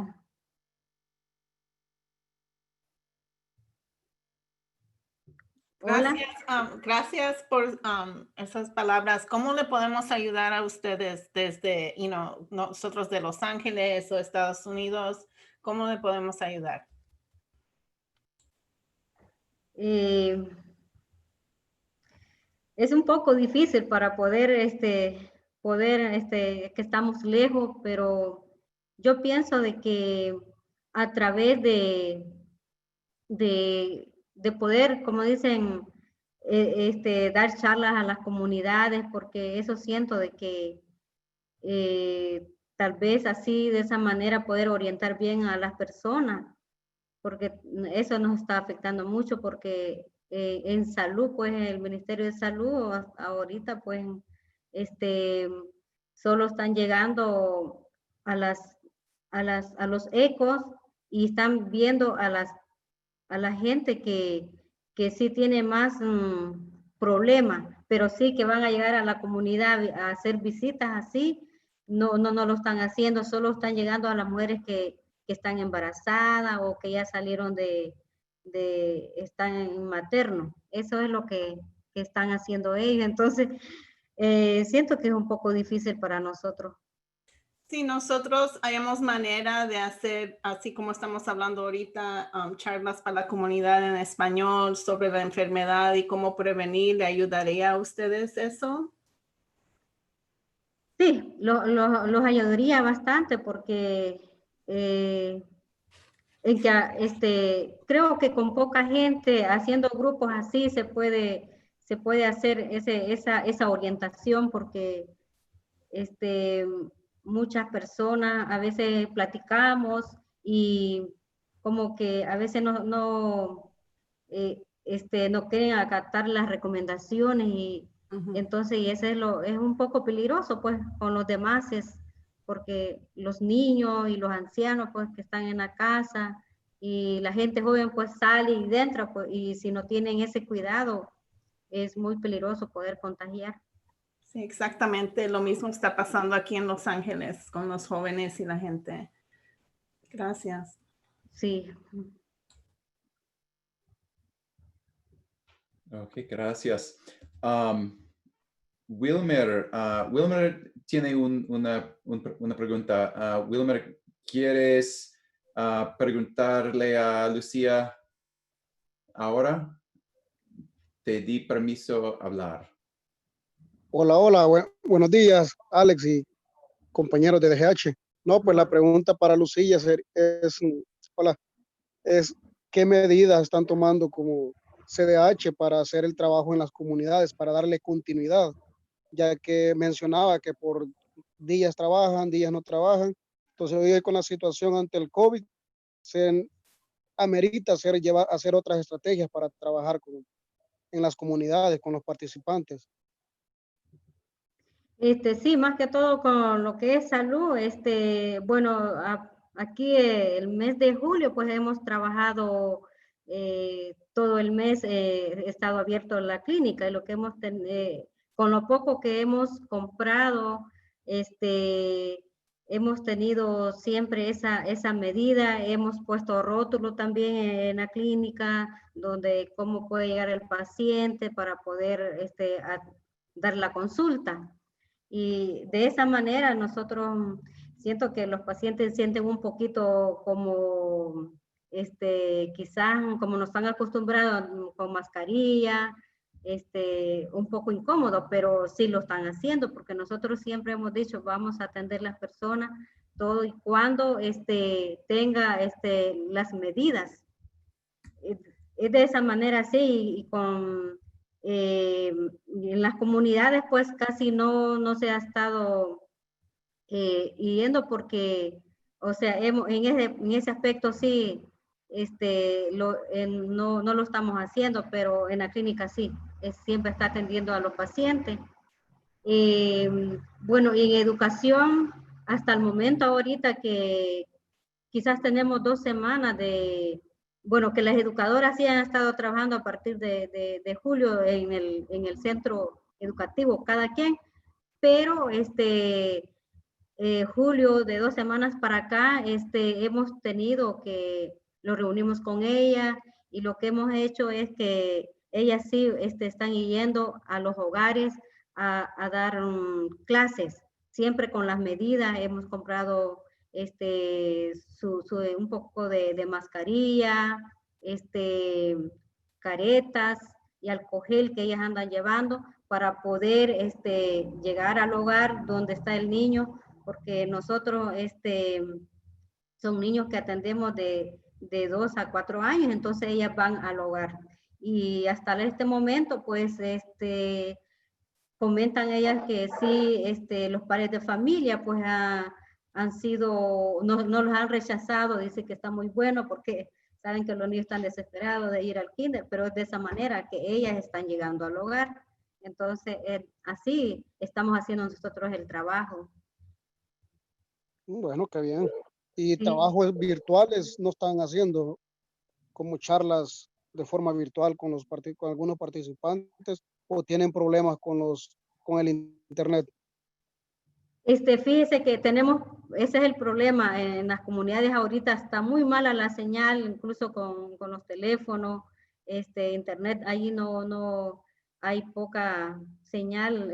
Antes de esta pandemia sí, estaba muy buena, pero esto ha venido hasta con lo que es lo internet, casi no hay. Y así es de que es bien difícil para poder dar la charla así virtual, ¿verdad? Y bueno, como cada pueblo o cada, pues a nosotros pues se les ha prohibido de que hagamos así como reuniones de 15 a 20 personas, No se puede. No se puede, entonces es un poco difícil en ese aspecto, sí. Así es de que por esa razón, pues un poco hemos estancado esos tipos de charlas, porque antes sí, cada mes siempre se iba a los caseríos y se daba las charlas dependiendo del problema que se encontraba. Así eran las charlas que se iban a dar a las comunidades, pero hasta ahorita no se ha podido hacer eso. Gracias. Gracias, Lucía. Y saludos, Wilmer. Sí, es un reto trabajar hoy en día ante la pandemia. Sí. Aquí en Cocosí, nosotros estamos trabajando, ahorita estamos iniciando a hacer trabajos virtuales. Bueno. Hemos comprado lo que es, bueno, con otra organización colectiva feminista, una cuenta para hacer uso de Zoom y trabajar con los grupos acá. Estamos identificando jóvenes que tienen acceso a internet y poder contribuir con ellos, ya sea enviándoles saldo, enviando recargas. Creo que sería una de las formas también que DGH puede colaborar con las organizaciones, en caso de CDH, con Cocosí, en fortalecer lo que es los servicios de internet y poder trabajar de esa forma con las organizaciones. Sí, me parece que está bien eso que pues nos sugiere, porque esa es una de las cosas que nosotros pues como CDH pues tenemos esa dificultad, pues porque muchos, incluso los jóvenes que están en la universidad, pues es bien difícil para poderse inscribirse. Algunos tienen que viajar aquí a Cacaopera y imagínense que hay que pagar transporte, que desde nuestra comunidad a Cacaopera casi son como $20 que hay que pagar así un transporte, o sea, bien difícil pues para todos. Sí. Okay, muchas gracias. Gracias, Wilmer. Y vamos a aprender más de Cocosí más tarde y también vamos a tener la sesión abierta al fin de hoy. Thank you very much for the great questions, Wilmer. Now we're going to have a musical break, and Linda Sharp will introduce the musician who has graciously recorded music specifically for this video. And I would also just like to remind the participants that this is a bi-directional, bilingual experience. And so we have a volunteer who's doing closed captioning. And if you only speak English, you have the option to choose the English language channel, and you can hear the interpreters who are translating Spanish to English. And if you speak Spanish, you can do the same into Spanish. So I'll open it to Linda now, who will present the musician, and then we'll play a 10-minute song for a break. Hi, good morning, good afternoon, good evening. Those of you from wherever you are around the world, we're going to introduce our musical guest right now. And this is to give us a little bit of space. Please feel free to get up, stand up, dance. Lanny said it best. If we can't dance, we don't want to be part of your revolution. So we want to thank our musician, Gabriel Garcia, and his musical performance. He is known as Changui Majadero. Gabriel was born in Los Angeles, California, and he's a first-generation Mexican-American. He was an amateur boxer for most of his youth until music captivated his soul.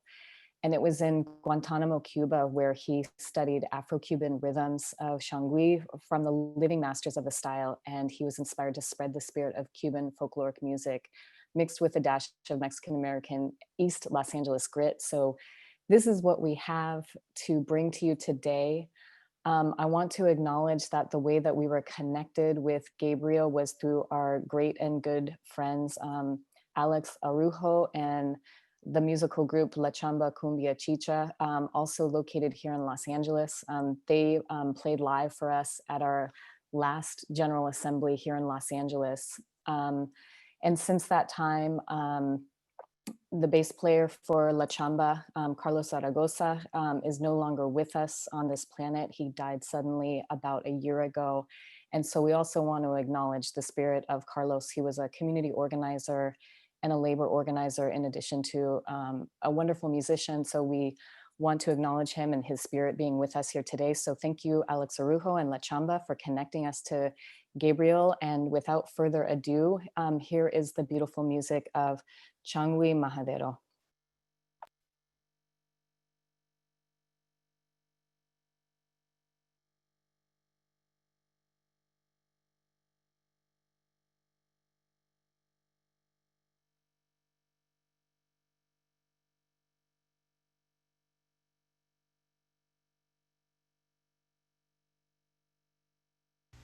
Hello, ladies and gentlemen. My name is Gabriel Garcia.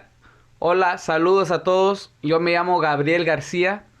And first and foremost, I want to thank the Doctors for Global Health Organization for having me here for their 25th anniversary Liberation Medicine. For me, it is a great honor. And I'm very, very thankful for all the work that they do around the world.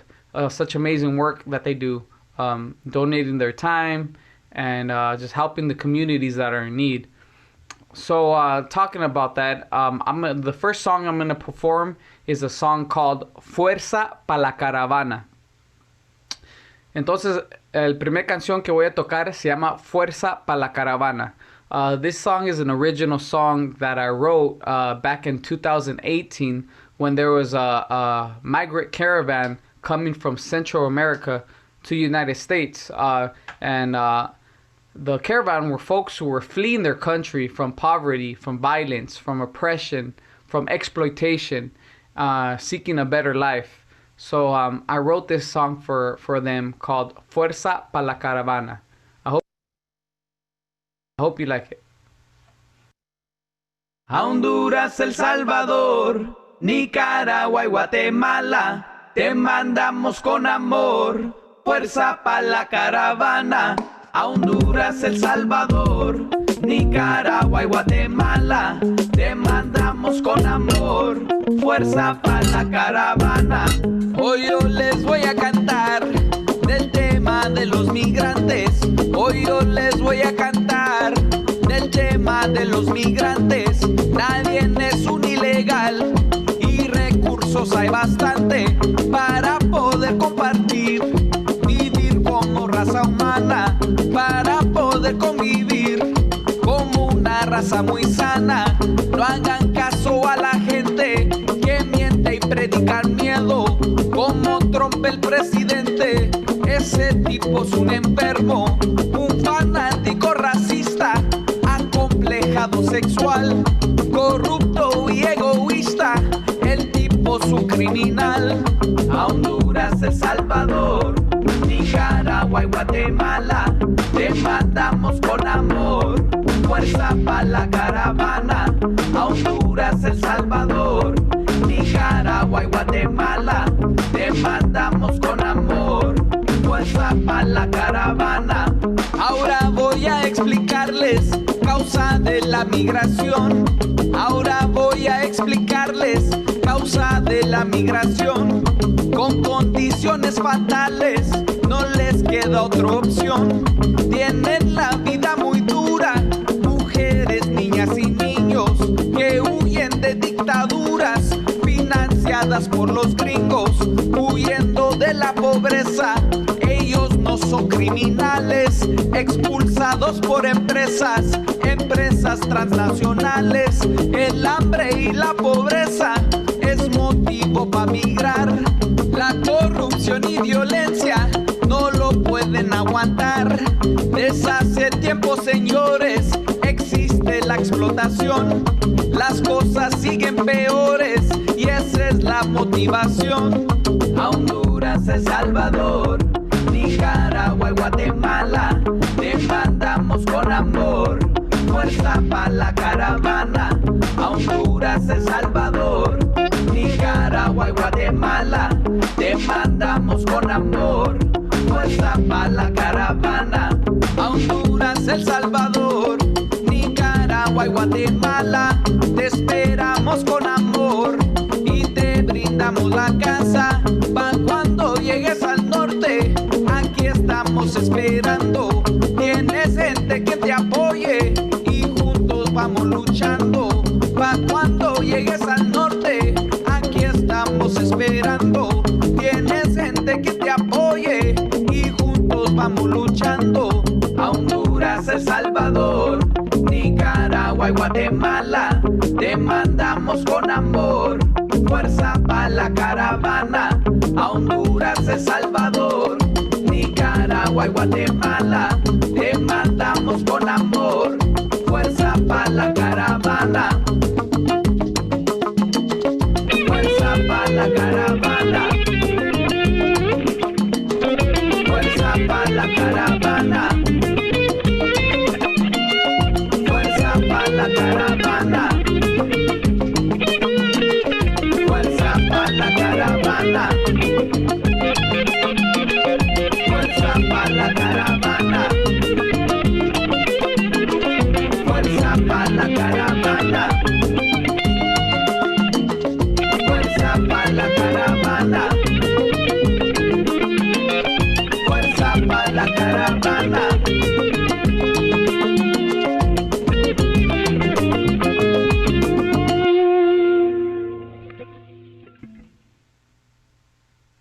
Fuerza pa' la caravana se llama esa canción. The name of the song is called Fuerza pa' la caravana. Y lo dedico a toda mi gente de Centroamérica que huyen de su país para buscar una nueva vida mejor. Les dedico esa canción. That song is dedicated to all the migrants from all over the world who are fleeing their country to seek a better life. We welcome you with open arms. This next song is an original composition by my father. It's a Mexican corrido, and the name of the song is called California Robada.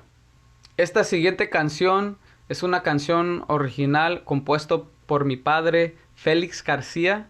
Se llama California Robada. Espero que les gusten.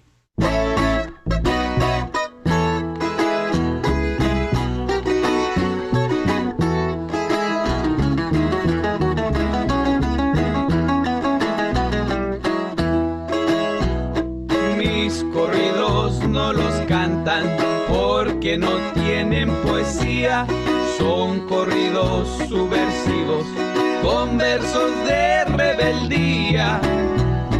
De día nos mata la migra, de noche la policía. Por cruzarme la frontera, me la rifé con la muerte en manos de la Gestapo, que están vestidos de verde. Militares disfrazados, ya no maten a mi gente. Año del 48, 1800 corría. Los yanquis nos invadieron y a México dividían. Y ahora soy un extranjero en tierras que fueron mías.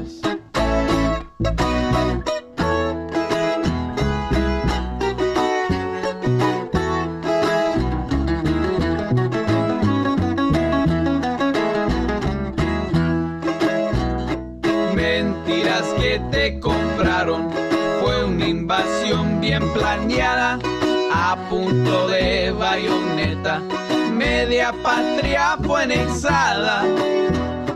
Aquí nacieron mis hijos, en California robada. Traicionaron el tratado de Guadalupe Hidalgo y ahora nos quieren quitar a los estudios chicanos. Quieren que olvides tu historia por el sueño americano. Descendemos de Cuauhtémoc, Nezahualcóyotl y Tlicláhuac. Somos la raza poeta, somos la raza chicana. El imperio se hizo rico con la sangre mexicana. Mis corridos no los cantan en las radios comerciales, porque no canto a los narcos, borrachos ni a militares. Le canto a toda mi patria y a sus tierras ancestrales.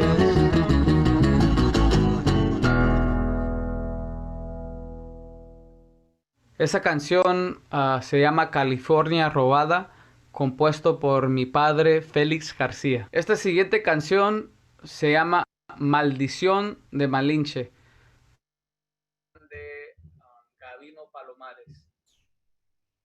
Okay, great. What great music. We're really grateful for his music.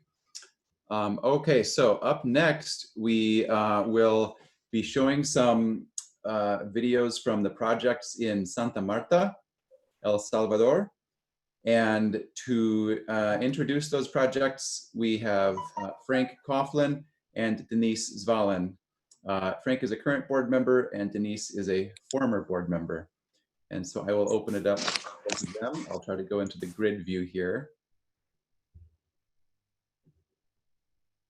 Okay, great. And I would just suggest for the panelists, if you're not currently speaking, you could turn your video off so that we highlight the two people who are speaking. Thanks. And oh, just to, if you need interpretation in either English or Spanish, again, the button is at the bottom. It is possible that during the screen share, you may not see that button. So don't be alarmed if it's not there, but please do let us know if it is not showing up while we're talking. Thanks.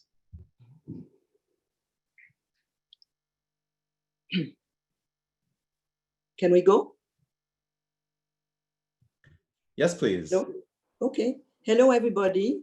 My name is Denise Zvalen, and as Alex mentioned, I used to be on the board of DGH. But I just wanted to give a brief introduction about how we got involved with Santa Marta. we always go somewhere when we are invited to go. And through one of our former board member, Audrey, who had made a connection with people in Santa Marta in 1999, we were invited to accompany COCOSI, the Comité Contra SIDA. And you hear more about that, a brief introduction by Alex, but also from them through a video they produced for this event. And the community is an incredible community that has been at the forefront of a resistance against the oppression during the Civil War and paid a high price for that. But they are continuing to fight for their right to fight for an improvement in their life. It's really a great example that inspires all of us. Some of the speakers, I'm just going to briefly introduce some of the speakers, and Alex would introduce, Frank would introduce the others. You can read more, in their bios that you have access to. So Hermegilda Argueta Ayala, otherwise called Mary, is the founder of a program called Conectando con la Vida, connecting with life. And for several years now, she's been addressing the trauma that people have gone through. Initially, it was primarily focused on the trauma of war, but then she started to address issues that were coming up with the trauma of migration for the people who were staying behind, then to the trauma of dealing with gang violence, and now with the trauma of the pandemic. And she's developed an incredible project to address this, and you'll hear directly from her for a slideshow and a commentary in a few minutes. The other person I want to introduce is Maricela Ramos, who has been with Radio Victoria, the popular radio. She was actually, for 10 years, she was actually was our guest speaker in our previous General Assembly last year. And she's on the leadership team of the organization, Radio Victoria. And she's also a member of ARPAS, which is an association of that connect different popular radio in El Salvador. And she's done work with women in migration through Central America, work with organizations in San Cristobal de las Casas, also has traveled to Spain to share her work. And she also will share with us a slideshow with some music to go along with it. And I also wanted to mention Peter Elvis, who is now one of our board members and was the founder of one of the really key people in developing the Invernadero, the greenhouse, that is developing an alternative to agriculture, an organic alternative, and has played a key role now in meeting the need of a community during the pandemic in terms of food access. And I think now Frank is going to present some of the other people who are going to contribute to the presentation on Santa Marta. Hey everyone. My name is Frank. I'm one of the board members of DGH, and I have the pleasure to introduce COCOSI, of which I was a volunteer in Santa Marta in El Salvador in 2016. And yeah, I just wanted to introduce Mayra Menendez, who's one of the three leaders of the COCOSI leadership team, along with Wilmer and Brenda, who is one of the founding members of COCOSI, which has been now in existence for over 21 years. She's been a key player in the growth of the organization that initially focused primarily on education and prevention of HIV/AIDS. And in recent years, the organization has played a key role in addressing the issue of non-binary gender. Also last year, when a case of child abuse perpetrated by a respected member of the community was brought to light, the organization COCOSI played a key leadership role in addressing the issue in the community. And the video they're sharing with us will shed light on the scope of their programs, especially as it relates to the current pandemic going on in the world, as well as in the mountains of El Salvador. She holds a degree in social work from Lutheran University San Salvador.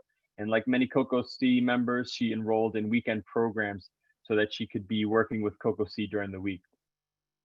I also want to introduce another long-standing project in Santa Marta, the Rehab Center, which is run by Maria Dolores Leiva and Ana Elizabeth Beltran, who were trained by volunteers in 2003, 2004, and they have been operating the center, which couples massage and physical therapy in Santa Marta, offering community massages, workshops with parents, kids, the elderly, as well as in-home massage and self-care workshops. Okay, great. Thank you, Frank. So I will present the Santa Marta videos now. Just a moment.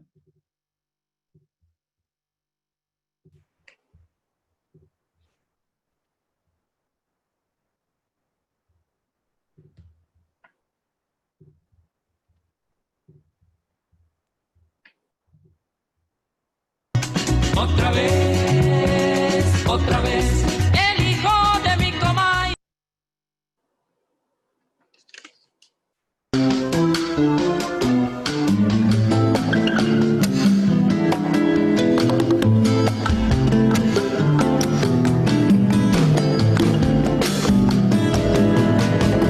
De un pueblo nació el canto, mi pueblo ya tiene voz, y es el timbre de Romero, el que rumba por vos. Rumba tu rumba, rumbero, rumbala con sabor, si es para Monseñor Romero, rumbala con amor.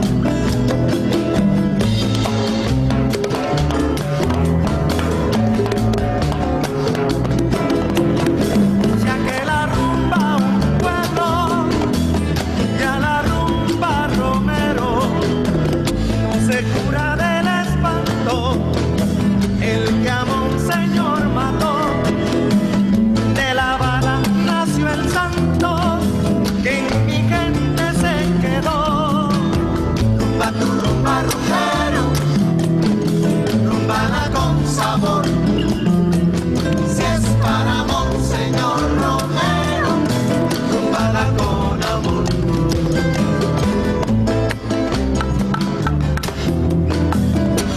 Rumbala, rumbero,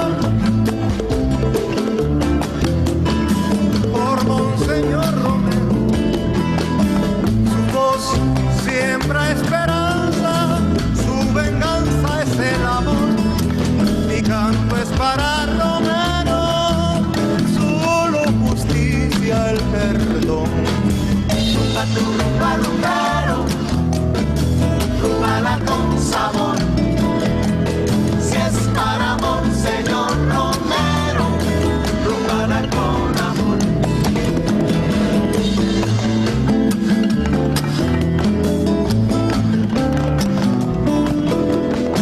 Rumbala con amor, que es para Monseñor, es adjetivo y es verbo, es la voz de los sencillos, y lo canto aunque le duela al Señor.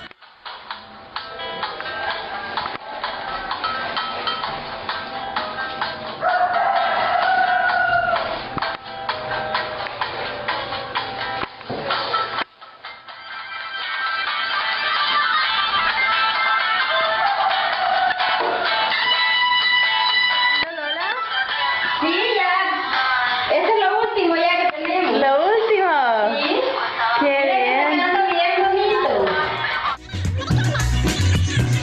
Tan rompían las alpargatas. Otra vez, otra vez. Pata en el suelo otra vez. Otra vez, otra vez. Otra vez, otra vez.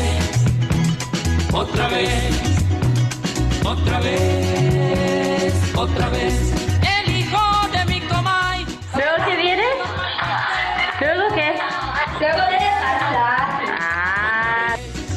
el hijo del amo de la hacienda fue pa' New York otra vez, otra vez, otra vez, otra vez, otra vez, otra vez.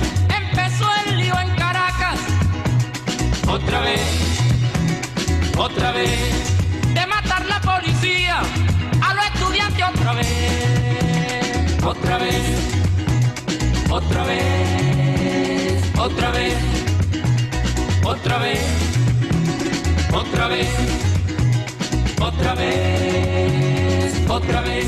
Se acercan las elecciones, otra vez, otra vez. Si gana la misma gente, damos puñí otra vez, otra vez, otra vez, otra vez. Démosle bulo a la vida, que celebre tal acción y nos vamos pa' la lucha, lo mismito que Bolívar, pa' ser libre. Otra vez, otra vez, otra vez, otra vez, oh. Otra vez, otra vez, otra vez, de una vez.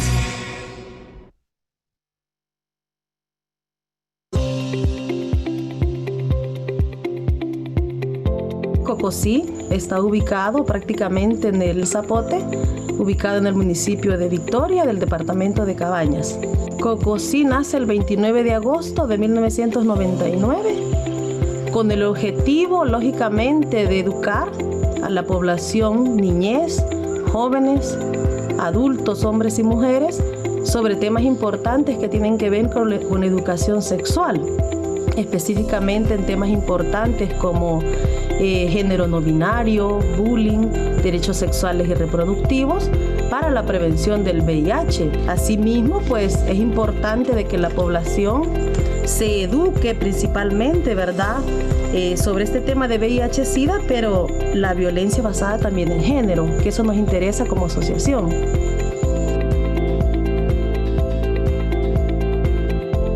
Mi nombre es Carmen Yamilet Jovel. Actualmente soy la coordinadora del programa de acompañamiento y mitigación. Pues el objetivo de este programa es trabajar directamente con las personas con VIH, privadas de libertad y personas género no binario. Tenemos dos grupos de apoyo, uno en el Centro Penal de Sessuntepeque y otro en el hospital. En ambos grupos realizamos un encuentro mensual con diferentes temas, pues ya tienen muchos años de haber sido formados. Desde hace mucho se les está capacitando, se les apoya también con sus viáticos para que puedan asistir a los encuentros mensuales y a sus citas médicas, ya que la mayoría de ellos son de muy escasos recursos. La atención que reciben es una atención integral, ya que se cuenta con un equipo multidisciplinario en donde está la psicóloga, la trabajadora social, el médico, la nutricionista, el promotor. Más de 15 años. Contamos con un grupo de apoyo dentro del centro penal. En el centro penal pues realizamos 2 pruebas en el año para detectar si hay nuevos casos de VIH, sífilis. Realizamos un encuentro mensual y en diciembre realizamos una clausura. También tenemos un grupo de facilitadores y facilitadoras pares. Este grupo pues se encarga de recibir la información que desde Cocosí y desde otras instancias gubernamentales como Derechos Humanos, el Ministerio de Salud. La función de ellos es replicarla a sus pares, a sus compañeros de celda, para prevenir los nuevos casos de VIH y enfermedades relacionadas como a la tuberculosis o infecciones de transmisión sexual. Realizamos visitas domiciliares y visitamos a las familias afectadas por el VIH para conocer su entorno psicosocial, medioambiental, si están sufriendo algún tipo de violación de derechos humanos y en el cual Cocosí puede hacer algún tipo de incidencia ante las instancias correspondientes. A mí me gusta, ¿verdad?, este día que vengo al grupo de apoyo porque me vengo a ver con mis compañeros, que sé que somos una familia, ahí no hay secretos, pues cada quien cuenta sus propias experiencias y eso es bueno porque Bueno, yo en mi familia nadie sabe, ¿verdad? Digamos, fuera nadie sabe, solo aquí. Entonces yo espero este día porque me siento bien, en confianza. Sé que nadie me va a criticar porque todos tenemos el mismo diagnóstico.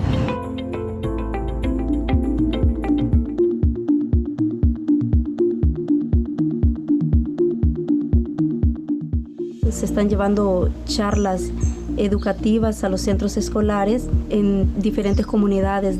Educación para la vida es un proceso de talleres que se dan con niños de kinder hasta tercer grado. Trabajamos sobre derechos y deberes de la niñez para que desde pequeños y pequeñas los niños y las niñas vayan conociendo cuáles son sus derechos, pero también que vayan aprendiendo a respetar, ¿verdad?, los derechos de las personas. Que también se está trabajando la parte de género no binario para que vayan conociendo que todos y todas somos iguales.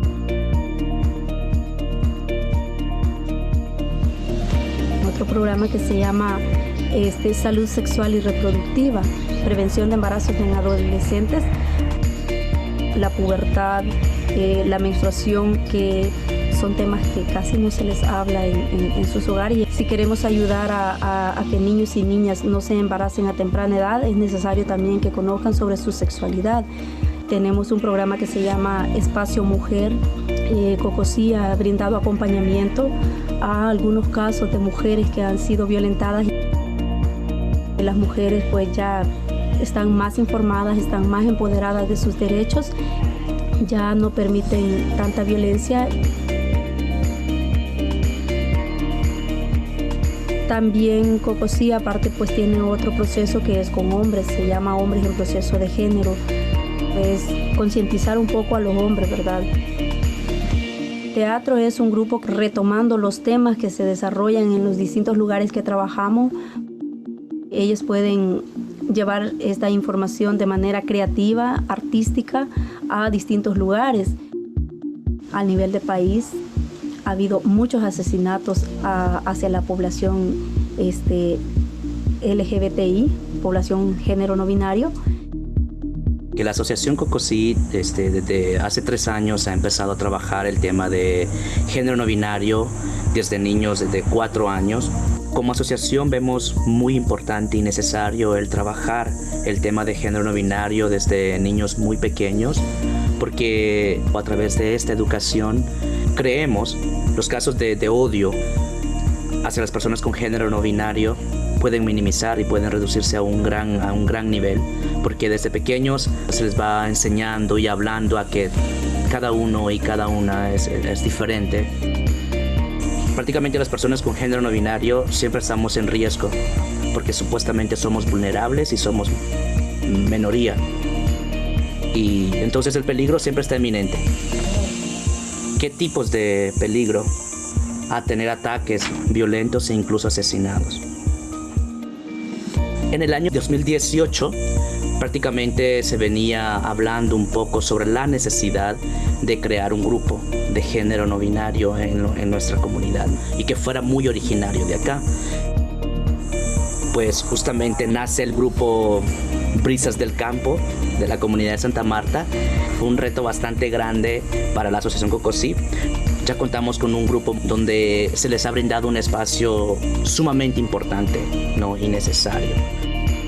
Ahora se han incluido miembros de familiares, están sus padres, sus amigos, disfrutando, compartiendo y escuchando las historias de sus hijos, de sus amigos.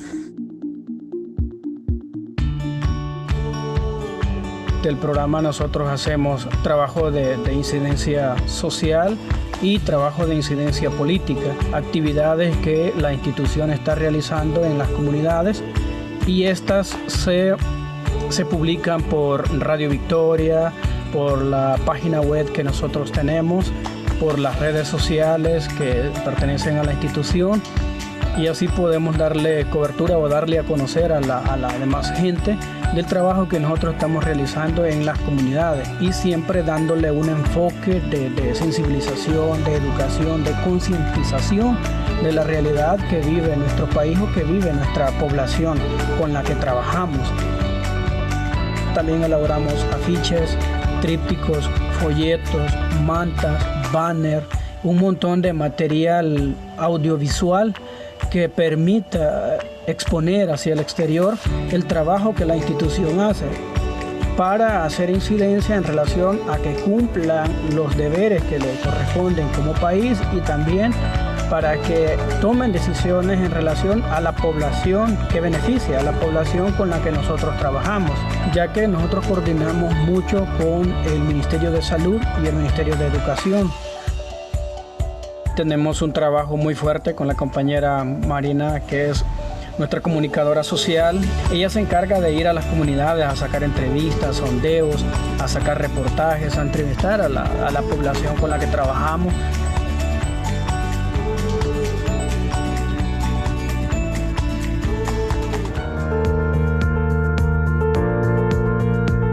Actualmente hay una problemática bastante sentida en la población y es la inseguridad que está pasando a nivel nacional. Afecta directamente a la población trabajadora de Cocosí en el sentido de que se ha tenido que retirar de algunas comunidades. En nuestros jóvenes facilitadores, la mayoría de ellos tienen sus carreras universitarias. Con la población con la que trabajamos, se ha visto la reducción de embarazos en adolescencia, se ha visto de que no se ve mucha persona con enfermedades de transmisión sexual y eso tiene que ver bastante con lo que es la educación que se ha recibido desde el equipo de trabajadores de la asociación.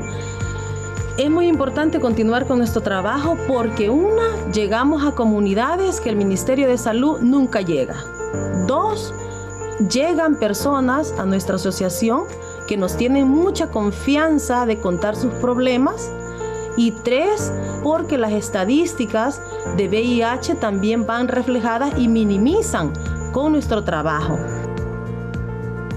Aquí en Cabañas solamente es la única asociación que trabaja estos temas de prevención de VIH, de prevención de violencia, temas que tienen que ver directamente con la sexualidad. Aquí en el centro de rehabilitación tenemos diferentes áreas de donde trabajamos, que es los masajes, las visitas domiciliares, juego y masajes, que son los talleres, vamos a jugar, yoga, niños con problemas cerebrales, mayores en movimiento. Pues debido a lo que es la pandemia hemos tenido que suspender todas esas actividades, también talleres que teníamos con jóvenes, con los procesos que teníamos con Espacio Mujer y también hombres en proceso de género.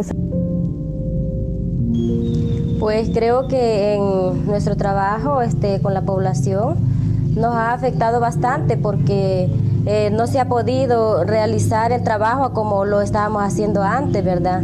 Ahora las visitas domiciliarias no se hacen debido a las emergencias. También los masajes no están haciendo también por las mismas medidas de emergencia que tenemos a nivel nacional. Como incidencia social y política durante esta pandemia hemos tratado de sacar más del 90% del trabajo que se realiza dentro del programa. Hemos perdido como un 10% más o menos, esto a raíz de que dentro de la incidencia política nos toca coordinar con otras estructuras del departamento de Cabañas y del país y estas pues han suspendido sus labores, razones por las cuales nosotros no hemos podido reunirnos y coordinar actividades conjunto con estas otras estructuras, por ejemplo, estructuras que velan sobre los derechos de la niñez, sobre las personas con VIH, personas privadas de libertad, mujeres víctimas de violencia de género. Bastante difícil a nivel de institución porque al principio de año ya se tiene una planificación previa y el hecho de estar en cuarentena y no poder tener acceso a la población beneficiaria con la que trabajamos, pues nos limita porque no hemos podido avanzar en el trabajo, en el acompañamiento a mujeres en situación de violencia, en los trabajos en los centros escolares, que es con los que la población que más trabajamos, que es con niñez, juventud. He tenido que reducir, para evitar tener contacto, o sea, ser contagiados con COVID o poder llevar el virus a las personas que viven con VIH. Pues empezaron a dar a conocer muchos casos de violencia que se daba hacia las mujeres en el hogar, se han dado a conocer muchos feminicidios, incluso según las estadísticas han habido más feminicidios que muertes por COVID-19, y eso es algo que el gobierno no le está prestando la mayor atención que se merece, ¿verdad? Esto nos trae realmente una preocupación, porque si esto continúa, no sabemos realmente cómo va a terminar, ¿verdad?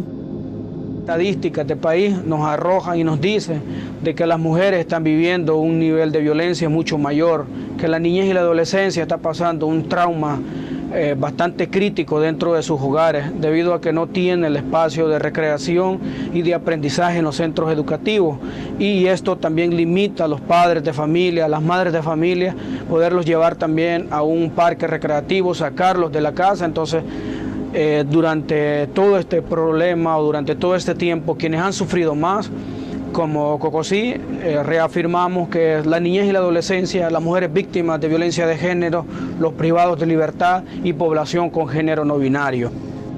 Sabemos que a nivel nacional hay una gran vulneración de derechos humanos, hay muchas poblaciones que no tienen el acceso a la salud como se debiera, pero también ha habido un incremento enorme sobre la violencia de género, una situación que pone en más riesgo a las mujeres, y solamente en el periodo de cuarentena se han reportado 27 casos de feminicidio, una cifra muy alta para nosotras que trabajamos en defensa de los derechos de las mujeres. También una de las poblaciones que se les ven vulnerados los derechos son a la población género no binario, porque estas poblaciones, aparte de que ya son una población vulnerable, el hecho de estar siempre en la casa con familiares que posiblemente no los toleran, esto hace que sufran más desprecio, sufran más violencia, y sabemos que a nivel nacional estos casos se han incrementado.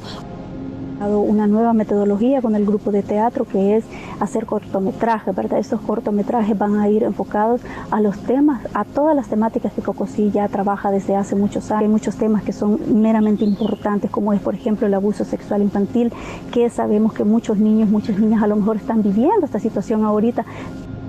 Estamos trabajando de manera telefónica, por medio de WhatsApp, mandando información a estos clientes, a estos niños de los talleres, para que ellos en sus casas puedan hacer ya sea ejercicio. Hasta la fecha, Cocosí se siente lo que es agradecido con el apoyo financiero que desde DGH se ha aportado, ya que ello ha permitido hacer este trabajo tan importante como lo es la prevención y acompañamiento a personas con VIH, así como la defensa y promoción de sus derechos humanos. Es de agradecer esa ayuda que como cooperantes recibimos en Cocosí para seguir siendo lo que es un ente generador de cambios sociales en la comunidad. Agradecemos enormemente a DGH porque desde los inicios de 1999, que es cuando Cocosí nació, han sido la única organización que ha estado presente desde el inicio hasta la fecha en apoyo al esfuerzo que estamos desarrollando con las comunidades más vulnerables de El Salvador, que son con las comunidades rurales, comunidades pobres con las que estamos trabajando. Agradecemos y felicitamos por el gran esfuerzo que hacen. Sabemos que es una lucha grande de trabajar con poblaciones vulnerables, con poblaciones pobres, y de parte de Cocosí les agradecemos, les enviamos un gran saludo y un gran abrazo. Gracias. Un saludo a todos los miembros de DGH, de parte del Grupo Brisas del Campo, de la Asociación Cocosí. Unidos a la distancia. Hola, soy Peter Matarén y trabajo en el INVER, que significa Innovación Vegetal Rural, que es un programa para apoyar la comunidad de Santa Marta en investigación sobre metodologías de desarrollo de agricultura orgánica basado en la aclimatación de semillas, de preparación.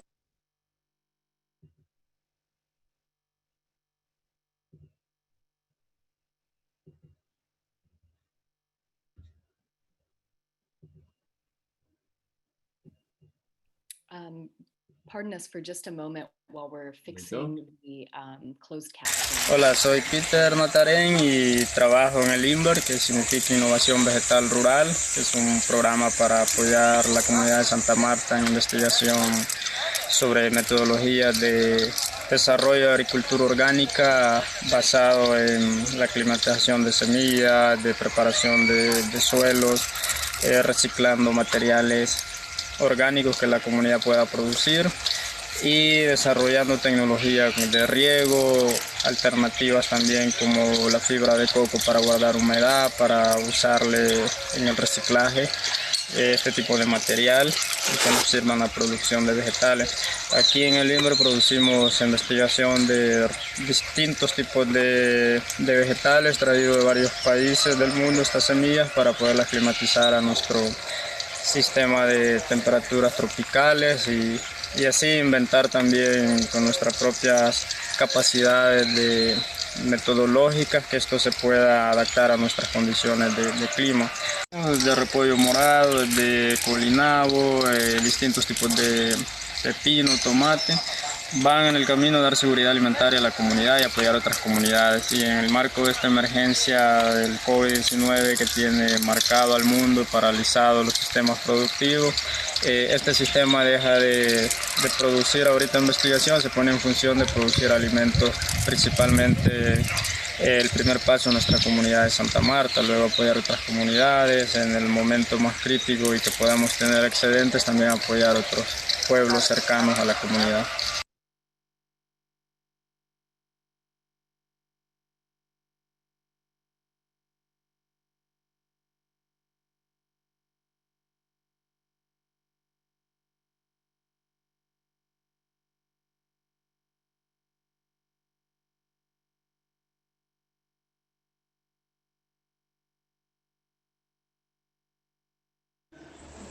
Hola amigos y amigas, soy Hermenegilda Argueta, soy de la comunidad Santa Marta en El Salvador. Soy parte del proyecto Conectando con la Vida, un proyecto dedicado a promover la salud mental desde hace 5 años. Contarles que desde hace un año estamos realizando procesos con niños y niñas para ayudar a la prevención del abuso sexual, pero también para enseñarles sobre el manejo de las emociones. Estamos desarrollando un programa radial en Radio Victoria que tiene por nombre también Conectando con la Vida, y estamos acompañando las actividades o los grupos de autoayuda que se desarrollan desde la unidad de salud, además de los procesos de autocuido y elaboración de duelos con adultos y adultas de la comunidad Santa Marta. Y para estos 6 meses pues habíamos planificado una serie de actividades, ¿verdad?, que incluían siempre el apoyo a la unidad de salud, el trabajo con los niños y las niñas, con los adultos y las adultas, el programa radial. Sin embargo, pues como todos y todas sabemos, la pandemia vino a cambiar completamente nuestras vidas y por tanto nuestros planes, ¿verdad?, en nuestra forma de hacer las cosas.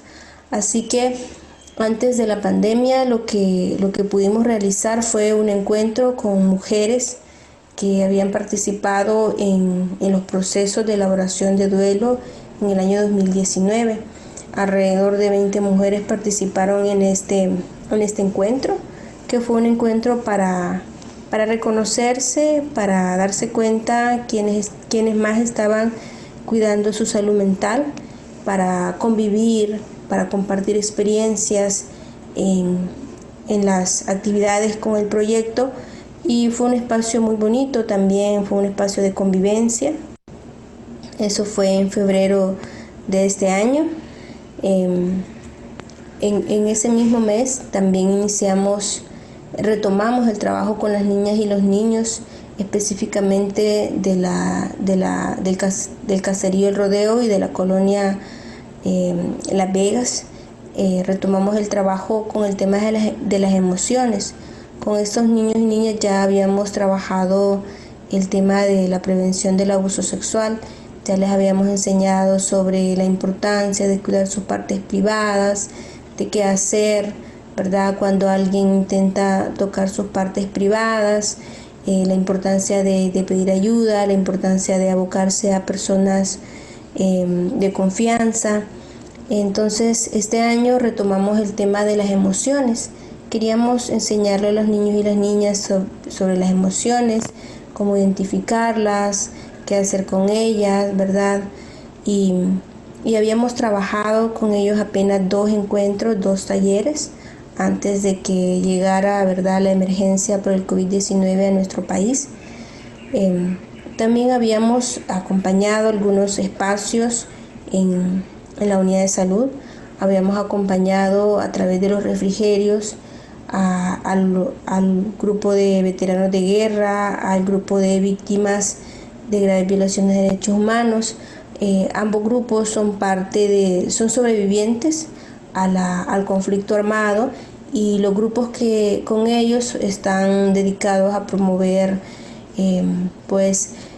el hablar sobre los eventos más difíciles de la guerra, para que ellos puedan reconstruirlos y resignificarlos, ¿verdad? Darle un nuevo significado y poder continuar la vida, ¿verdad? Con esos grupos también trabajamos un encuentro con mujeres, específicamente mujeres sobrevivientes a la violencia intrafamiliar, ¿verdad? Teníamos un grupo importante de mujeres, 8 mujeres, algunas que ya habían salido de situaciones de violencia, otras estaban en situaciones de violencia, pero que todas estaban participando como en un grupo de autoayuda para aprender, ¿verdad?, unas de otras, cómo salir de las situaciones de violencia o cómo prevenir, ¿verdad?, nuevas experiencias de violencia, cómo prevenir nuevas situaciones de violencia en el hogar o en la calle, ¿verdad?, o en otros contextos. Esas eran nuestras actividades antes de que esas fueran nuestras actividades antes de que llegara la pandemia.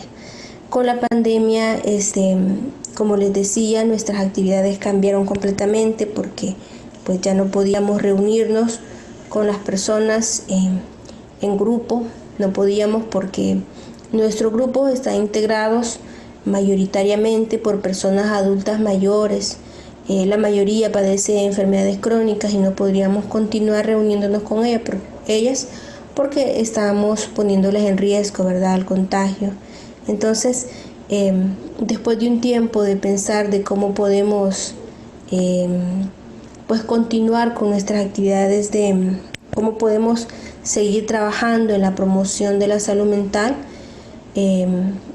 decidimos reorientar nuestro proyecto, reorientar nuestras actividades al personal de salud. En un primer momento al personal de salud, porque primero porque reunirnos con ellos no era ponerlos más en riesgo, porque la actividad de ellos ya representa un riesgo al contagio, ¿verdad? Y segundo, porque es una población que está enfrentando la pandemia en primera línea, ¿verdad? Y entonces había que tratar, ¿verdad?, promover la salud mental en este grupo. También decidimos reorientar nuestras actividades con otros grupos como la PNC y la Fuerza Armada, que son instituciones que también están al frente de la pandemia, ¿verdad? La policía y los militares al principio de la emergencia estaban en la calle vigilando la cuarentena estricta. Entonces también para ellos las actividades fueron modificadas, también ellos tenían que enfrentar un nivel mayor de estrés. Entonces decidimos, ¿verdad?, realizar talleres, desarrollar espacios de autocuidado para estos 2 grupos, para estos 2 tipos de población. Y con el personal de la unidad de salud conseguimos realizar 9 sesiones, ¿verdad?, 9 sesiones de autocuidado. 15 personas, 15 miembros del personal de salud han participado en las sesiones de autocuidado. Las sesiones de autocuidado han sido diversas. Hemos tocado varios temas. El primer tema que se ha tocado ha sido evaluar el impacto que ha generado la pandemia en la salud, ¿verdad? Pero también en la dinámica, en la cotidianidad del personal. Todos y todas han coincidido, ¿verdad?, que la pandemia ha venido a cambiar completamente sus vidas, ha venido a cambiar sus rutinas de trabajo, ha venido a aumentar, ¿verdad?, los niveles de estrés, ha venido a cambiar las dinámicas familiares, ha venido a generar mucho miedo, mucha incertidumbre. Entonces, y luego, pues también en esa misma sesión ayudamos al grupo a identificar los recursos personales, familiares, laborales y profesionales que se tenían para hacer frente a la pandemia, y no nos referíamos a los recursos solo los recursos económicos, también nos referíamos a aquellos recursos pues que no tienen que ver con lo económico, ¿verdad?, pero que son útiles para hacerle frente a la nueva realidad. También se ha promovido el trabajo en equipo, se ha promovido la convivencia, se ha ayudado al manejo de las emociones como la tristeza, el enojo. Hubo una sesión específicamente para trabajar las emociones. También se ha trabajado el tema de la cohesión de grupo, se ha promovido el trabajo, el manejo del estrés. Ha habido una sesión específicamente para trabajar manejo del estrés. Ha habido una sesión de aeróbicos para promover la salud física también del personal, ¿verdad?, para motivarles a realizar actividad física para mejorar su estado de salud a nivel general. Con la PNC se realizaron 4 sesiones. La primera, igual que con el personal de salud, tenía por objetivo evaluar el impacto de la pandemia y promover los recursos a nivel, ¿verdad?, personal, laboral, familiar, que les iba a ayudar para hacer frente a la situación que estábamos viviendo. En la segunda sesión promovimos el trabajo en equipo. En la tercera sesión trabajamos el tema de emociones a través de un ejercicio que se llama alfabetismo emocional. Y en la cuarta sesión trabajamos la cohesión de grupo, trabajamos el autoconcepto a nivel individual y el autoconcepto a nivel grupal. Estas han sido las sesiones que hemos trabajado con la policía y con los agentes de la Fuerza Armada. Hemos recibido buenas impresiones de la policía, del director, incluso de Ciudad Victoria, que nos comentaba que había sido importante para ellos tener la atención del Ministerio de Salud, ¿verdad?, y también del proyecto. Le decía que otros grupos no habían tenido la oportunidad que su equipo había tenido para promover la salud mental. Aparte de esas actividades, también continuamos con el programa radial que lleva por nombre también Conectando con la Vida. Este programa lo desarrollamos los días sábados de 8 de la mañana a 9, ¿verdad? Me acompaña Marisela Ramos desde Radio Victoria y hemos tocado temas con el objetivo de promover siempre la salud mental, tomando en cuenta las condiciones que nos impone la emergencia por el COVID-19. Hemos tocado la salud mental en niños y niñas, en mujeres, en adolescentes y jóvenes, en adultos mayores, en el personal de salud. Hemos promovido la empatía, la resiliencia, la comunicación, el manejo del miedo. Hemos orientado a la población cómo adaptarse a esta nueva realidad, cómo afrontar una prueba positiva al COVID-19. Estos han sido algunos de los temas que hemos tratado en el programa radial. Hemos descubierto que tenemos audiencia en todos los lugares donde la radio llega, ¿verdad? No solamente en la comunidad de Santa Marta, sino también en todo el departamento de Cabañas, Cuscatlán, San Vicente, Chalatenango y la zona sur de Honduras. hemos recibido mensajes de muchas personas contándonos que se siente bien escuchando el programa, que le alivia, que le alienta tener información sobre la salud mental en estas circunstancias. Incluso hemos podido conocer de algunas experiencias de algunas personas que han vivido con el COVID-19. Hay personas que nos han compartido su experiencia para que podamos compartirlas con la audiencia, ¿verdad? Para que la gente vaya, pues, de alguna manera preparándose a una situación que es una realidad, ¿verdad? De una situación de la que no nos podemos escapar, pero que es importante conocerla para evitar el miedo, para evitar la parálisis, ¿verdad? Que provoca el miedo cuando no sabemos manejarlo. Entonces, estas han sido algunas de las actividades que hemos realizado durante estos últimos 6 meses, tomando en cuenta que no han sido los mejores momentos, no hemos tenido las mejores condiciones y tomando en cuenta que la pandemia nos ha impuesto, ¿verdad?, una nueva realidad, un nuevo nivel de estrés, ¿verdad?, un nivel de estrés más elevado, mejor dicho. Y pues a pesar de eso hemos intentado hacer, hemos hecho, ¿verdad?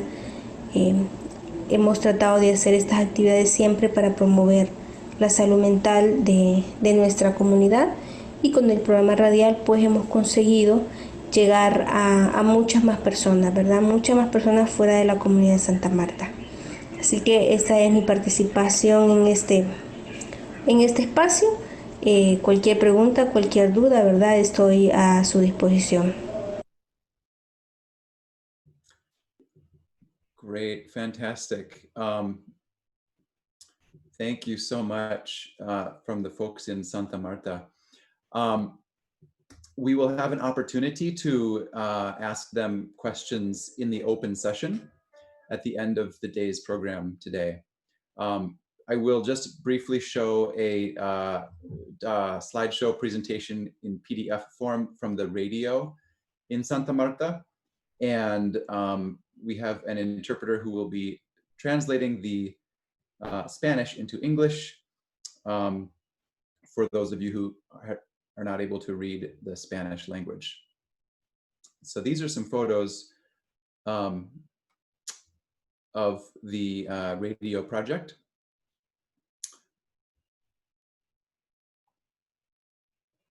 And this is something that we will make available online so that people can review it themselves and see the really amazing project of the community radio station in Santa Marta.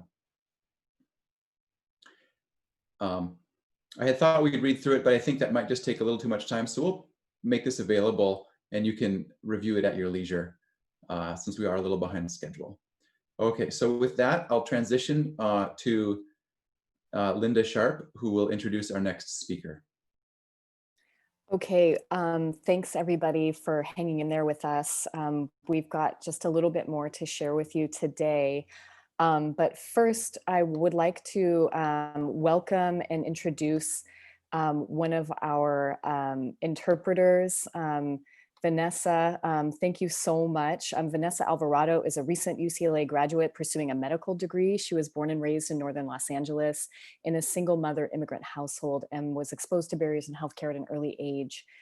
This experience has motivated her to work towards promotion of health equity throughout Southern California, and particularly in Spanish-speaking low-income populations. So we really welcome you. Thank you to all of our interpreters today. This is a dream for us to be able to deliver this in both Spanish and English. So now I want to turn to our keynote presentation for the day. We welcome the Campaign Against Racism, Equal Health, and some of you may already know about the Social Medicine Consortium. So we're grateful to everybody from Equal Health who's shared this with us.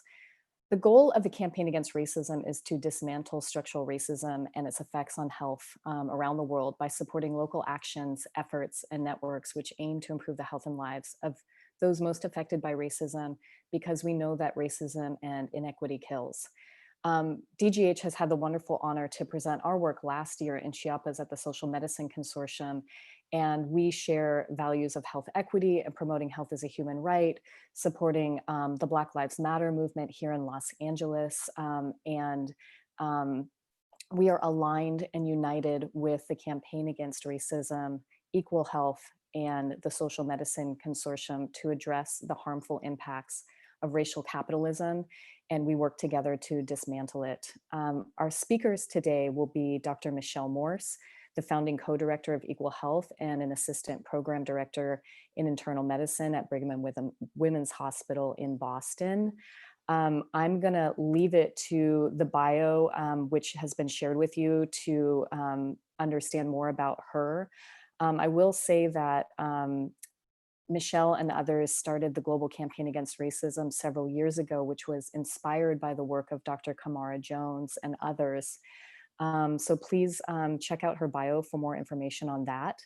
Also presenting today will be Arti Bhatt, who identifies herself as a caste-privileged South Asian American. She is a med-peds doctor based in Minneapolis, and we also have her bio available to you. Another one of the speakers today is Tinashe Goronga. He is a medical doctor and public health specialist from Zimbabwe and a member of the Center for Health Equity Zimbabwe.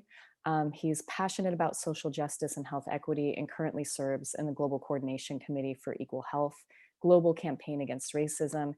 And finally, Anne-Marie Collins will also be presenting. She's a community organizer for Equal Health's Campaign Against Racism. And she comes from a diverse trajectory of organizing, from rights to education for migrants, applying a Paulo Freire methodology near and dear to our hearts in Doctors for Global Health, the work of Paulo Freire.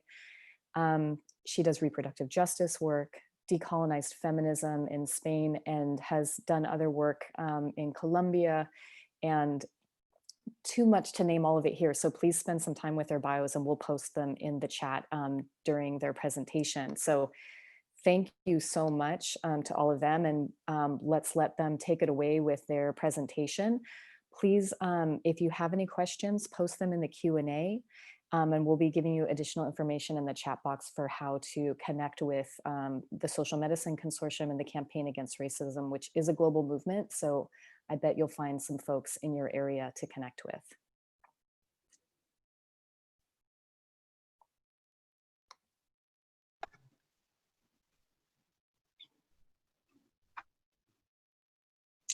Good morning, good afternoon, good evening to all of you. We are really honored on behalf of the Campaign Against Racism to share some reflections with you. Learning and evolving racial capitalism as a barrier to health equity. And the four of us are going to describe some of our experiences being able to be a part of this campaign over the past several years, and really learn together about how to really fight structural racism in all of our contexts. My name's Michelle Morse, and I am one of the members of the Campaign Against Racism Coordinating Committee. My name is Arti Bhatt. I'm part of the coordinating committee for the Campaign Against Racism and a coach for the New Orleans chapter and part of the Minnesota chapter.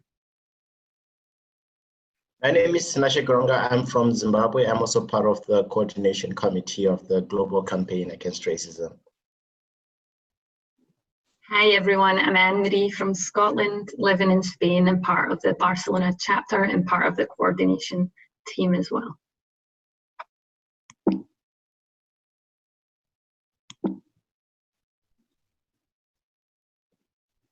So our three main goals today are to talk a little bit about the history of the Social Medicine Consortium and our Global Campaign Against Racism, to reflect a little bit on our journey towards really understanding and centering racial capitalism, and then talk a little bit about some of the paths forward for the campaign.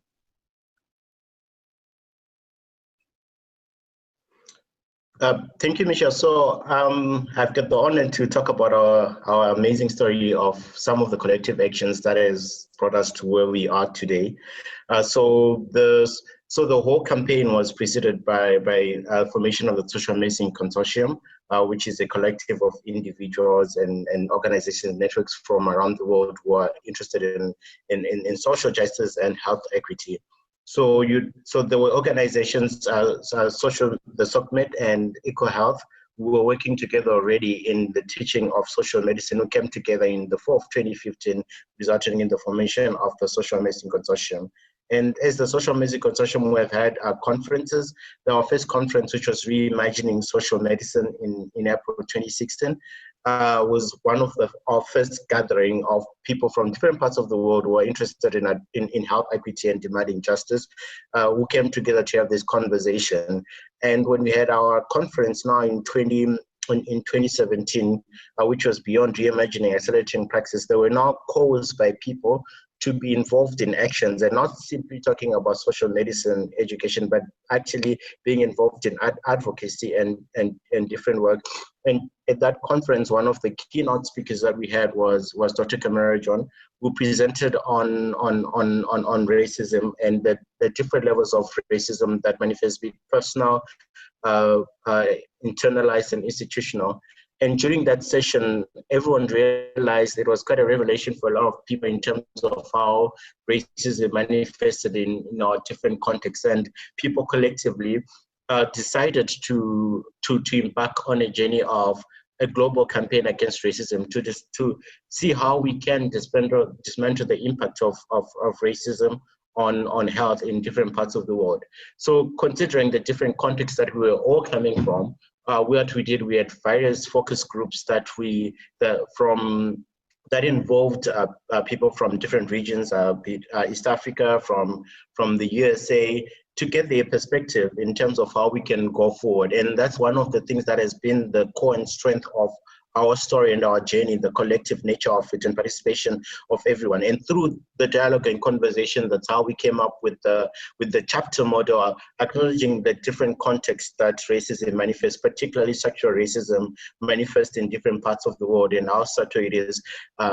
And we had a planning retreat where we involved community organizers to help us and equip us with the necessary tools and the different community organizing models that we could explore as we embark on the world. Then we officially launched the campaign in Gallup, Mexico, in 2018.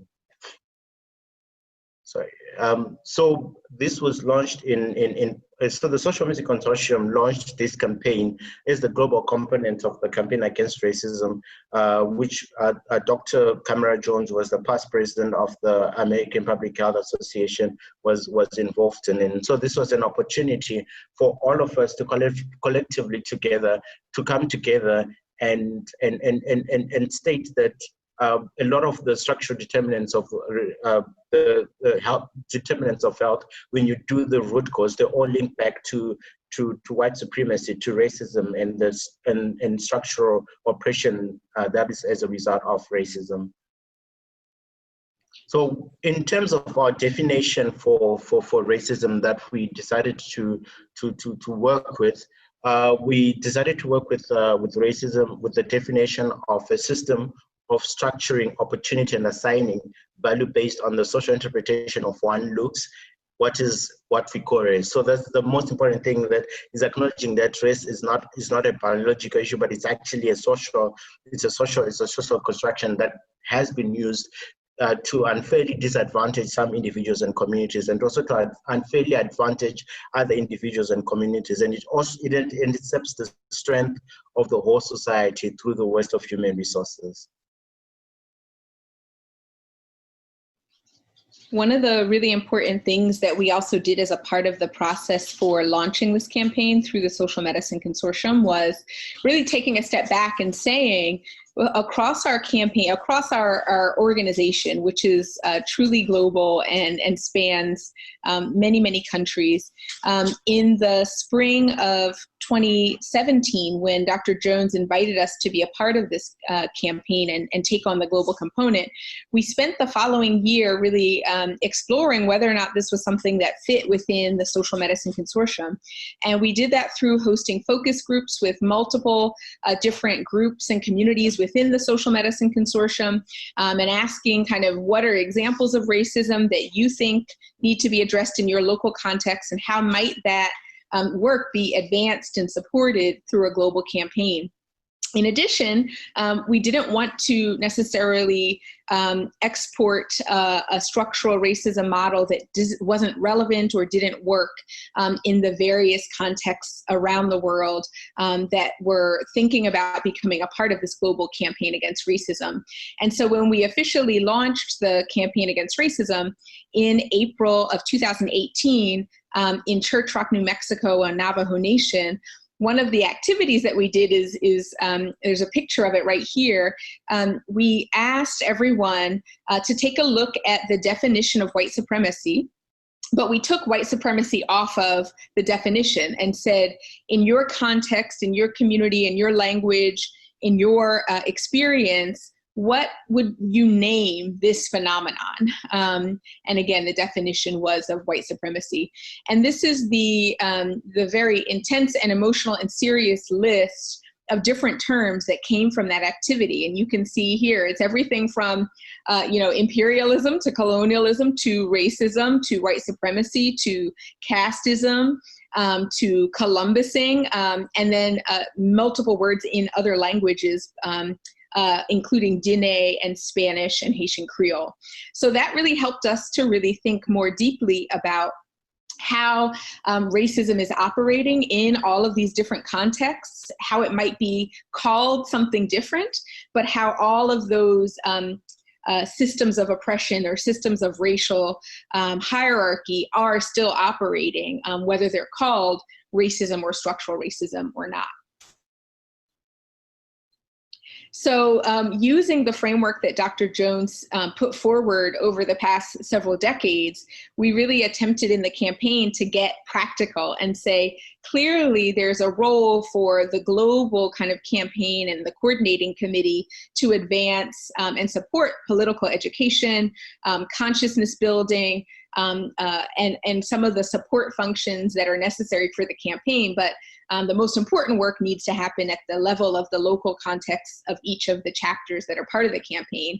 And what we encourage those chapters to do as they developed their specific strategic goal was think about what it means to name racism, ask how it's operating, and organize and strategize to act in your specific local context, because we know that racism is operating differently in all of these different places. So as you can already kind of tell, organizing and community organizing principles are really foundational to the work that we're doing as a collective campaign and locally. So I just wanted to share our overarching organizing statement from the Campaign Against Racism. We are organizing the Social Medicine Consortium to achieve racial justice across medical centers, universities, and organizations by educating health professionals about the structural and social determinants of health and supporting local campaigns which seek to address racism and the legacy of colonialism in the health sector globally. We will do this by establishing chapters of the Social Medicine Consortium with community organizing capacity, creating a scorecard for structural racism, and activating our networks by 2019. So this was sort of our one of our foundational organizing statements. After that, we actually had, back in 2018, convened a 3-day teach-in at the Highlander Folk School in Tennessee. The Highlander Institute is a place that has a very long history in the civil rights movement that's sort of rooted in the United States, but also globally as well. And during that time, we really deepened our relationship with one another. We focused on the sort of tactics that we were using, and individual chapters and collectively we were able to do some work on strategic goals across different campaigns.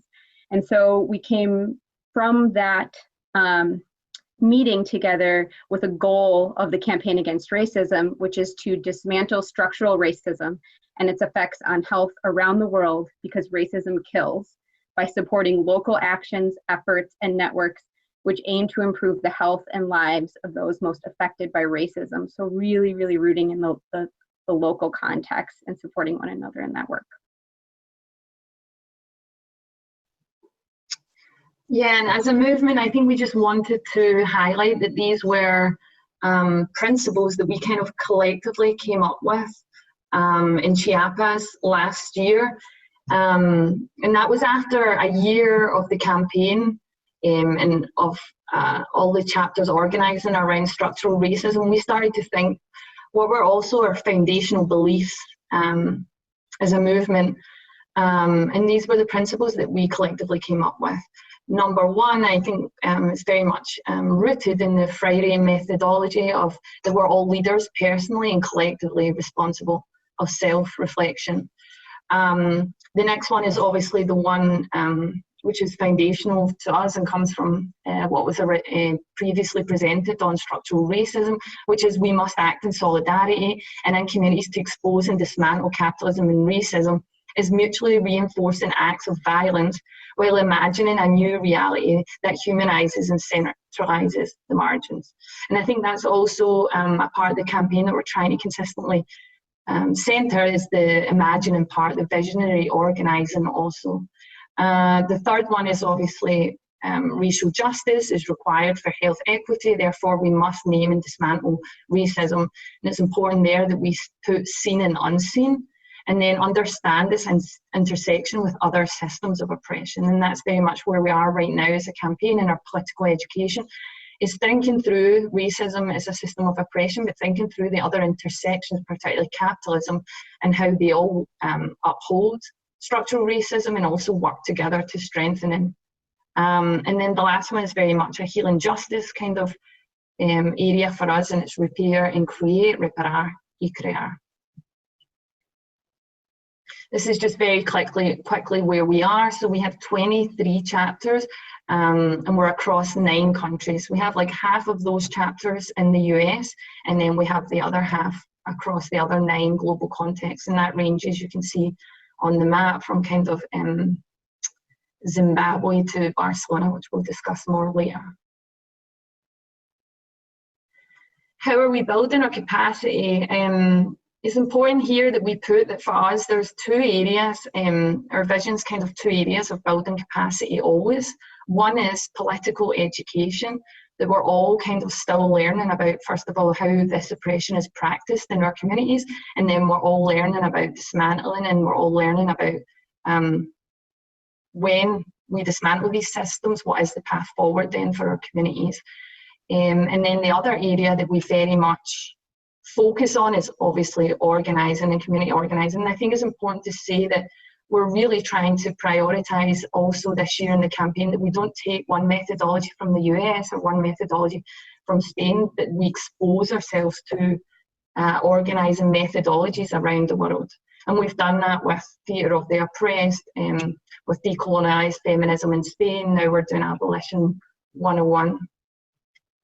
And then the other points I'll just make is more just, we have community calls, monthly community calls, and those are very much driven by the needs of the chapters. Sometimes that'll be based on political education needs, particularly at the moment that's coming up around health workers engaging in abolition.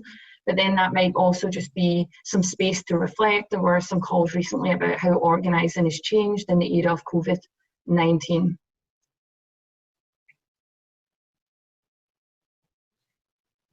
So just to sort of get you a little bit up to speed with where we've been, between July of 2018 and October of 2019, our members launched 26 chapters of the campaign across 10 different countries, like we showed on the map, including Haiti, Uganda, Rwanda, Zimbabwe, Cameroon, Palestine, Lebanon, Mexico, the Dominican Republic, including some chapters in the United States. We have 250 active members of chapters. We've engaged 1,500 health professionals and allies, and we're constantly trying to enroll new chapters and broaden this network. one of the examples of some work that's happening in one of our many chapters is from Nashville, Tennessee, which is in the southern part of the United States. And Nashville and Tennessee in general are communities and spaces where the history of the Confederacy the U.S. Confederacy is very alive and well. So it was incredibly meaningful to see this chapter after 2 years of organizing successfully achieve its strategic goal. And you can imagine 2 years goes by pretty quickly, but it's pretty intensive work to get an institution like Vanderbilt, again, an institution very much rooted in Confederate history, to make such a significant change. And what they were able to do was actually get Vanderbilt to stop using a correction factor for Black race in the calculation of kidney function. So just to share a specific example of one of our chapter's successes in the specific work of their context of racism and health.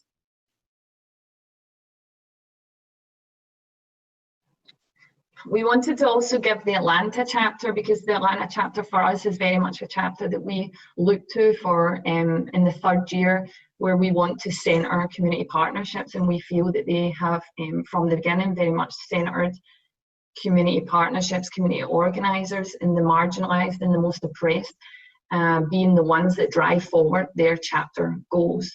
And therefore they've been able to do some very bold and radical kind of organizing around the dismantling of the carceral state. More recently with COVID-19, they were involved in the right-hand side picture is of them in a car rally at the Free Them All campaign. But also during COVID-19, they very much put forward visionary organizing demands around the moratorium on arrests for minor offences, immediate emergency housing, suspending all rent and mortgages. They also demanded, obviously, when thinking through the dismantling of the carceral state, the reduction of police presence in vulnerable communities. More recently, they've been involved also as health workers in the street medicine, and they've been responding as health workers to the mobilisations around the righteous resistance against the police murder of George Floyd and obviously others.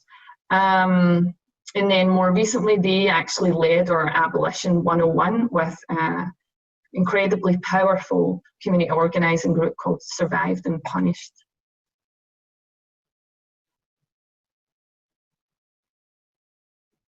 And this is Barcelona chapter that I actually belong to, and we're very much focused on dismantling the white supremacy and the racial capitalism that's embedded in migrant policies, and leaves those unaccompanied minors, and especially young migrants, in such vulnerable conditions. More recently, we organised against age determination tests. We've been acting also as community mediators as young migrants have decided to start to occupy houses after becoming so tired of the criminalisation of themselves and communities and by the police. And then we have also been very focused on building community platforms, not only in Barcelona, but also in other communities outside Barcelona, and thinking through how collectively we can have racial capitalism community platforms, which obviously involves health workers that can respond to the current context.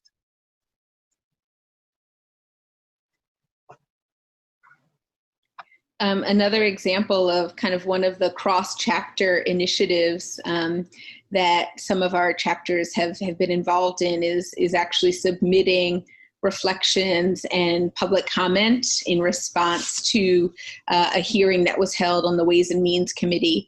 4 of our chapters in the United States submitted public comments that are now a part of the official public record, really reflecting deeply on how racial capitalism is the root cause, or one of the root causes, in addition to structural racism, for the disproportionate impact of COVID on communities of color.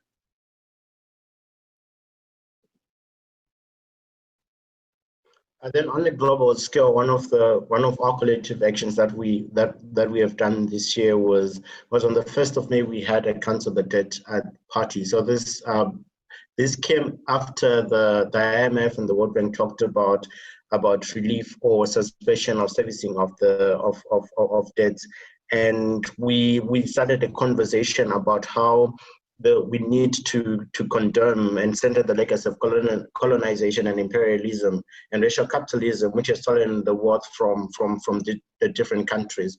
So we had our chapter members from different parts of the world talked about how the history behind the IMF debt, some of the conditions that were there, like structural adjustments and their impact on health today, and also how they've been continuously promoting global inequality and affecting particularly countries in the global south. And this was and this really stimulated a lot of dialogue and raised a lot of awareness in terms of how we should continue questioning some of the systems that we have normalized today and how they continue to propagate inequality.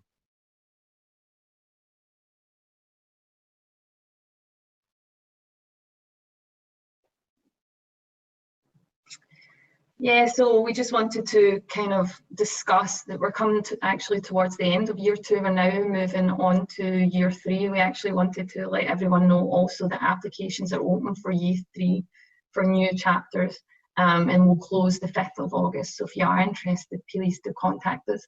But in the second year, we made a very deliberate choice to, as we said before, focus on racial capitalism and then centre distributive leadership. I think before we often talked about in the campaign not wanting to in any way be complicit in the reproduction of systems of oppression, particularly within our communities. But I think in the second year, we really stepped up to demand that distributive leadership be practiced and ask chapters how are they practicing that. And some have practiced that more through the community platforms that we've referenced and bringing in community organisers to understand to expose themselves to different organising methodologies. Others have just made more deliberate kind of community agreements and community norms and really tried to take collective responsibility for them. Another part that we centred in our Las Cruces retreat, so we have yearly retreats with the campaign against racism. This year our retreat took place 1 hour just from the Mexico and US border, and we really tried to centre what was the difference between raising awareness and kind of educational activities and organising. And we really kind of pushed our chapters to start to take collective responsibility for where were they falling in that spectrum. Were they falling more into this educational activity part? And how, if they were doing that, could they move more towards organising? And then we did a lot of organising, particularly in learning from the new Jim Crow and Michelle Alexander kind of literature of what was organising in terms of shifting power, thinking about building power, thinking about dismantling systems, who we were working with, what our strategic goal was it specific enough to our context? And again, as we said before, we just always centre coming from racial capitalism and coming from organising from a global perspective. So with racial capitalism, it's ranged our political education from Cedric Roberts and the Black Reimagining to post-colonial theory. And then likewise, our organising methodologies are very, very much ranged from different contexts. And we very much endeavour to continue like that. Yeah, so I think now what we wanted to do was just take some time, each of us, and really go through, I guess, take space and really think about what have been the tensions and the struggles that we've had organising. And then also, I think more importantly, what have we learned in 2 years of organising collectively in a global campaign. So I can speak for the Barcelona chapter. We actually came in the second year of the campaign, so we're only 1 year with the campaign against racism. But it was interesting because we came in when this, the political education on racial capitalism was centred, and we were very much moving towards not only organising and structural racism, but thinking about the economic systems, and more importantly, the history of those economic systems that are not in upholding racism. And it was interesting for Spain because we've always had, I think, a structural advantage of communities that have not really yet internalised neoliberal economic models the way other places across Europe have. And we very much in Spain connect that to, obviously, a history in the 1930s of having a socialist government, and then throughout, obviously, the dictatorship in Spain, we very much always had socialist class struggles and anarchist movements, and we see that those structures still very much alive today in Spain and in Barcelona. So an interesting struggle that we had was the anti-capitalism perspective was there, but the naming of racism and how it operates in our communities was not there. And we trace that very much back to, and still currently, to the European Union and the way that they have tried to consistently censor language, push conversations on racism to more go in a direction of diversity and discrimination and not talk about the structures. And that is obviously connected with the erasure of their own historical colonial past and the current racial capitalism that they are upholding, particularly for us in Spain at the border context. So in Barcelona, we're working with unaccompanied minors and young migrants that are mostly arriving from countries in Northern Africa. So we've really done collectively with community platforms a lot of political education around institutional racism and the white supremacy that is embedded in those policies and leading us to the outcomes in the lives that these unaccompanied minors and young migrants have. And I think finally we're at a stage after a year that we found that centering both systems of oppression has very much strengthened our organisation. When we organised recently around the situation of age determination tests, so there were age determination tests taking place illegally in Spain, and they were falsifying ages of unaccompanied minors and saying they were over 18.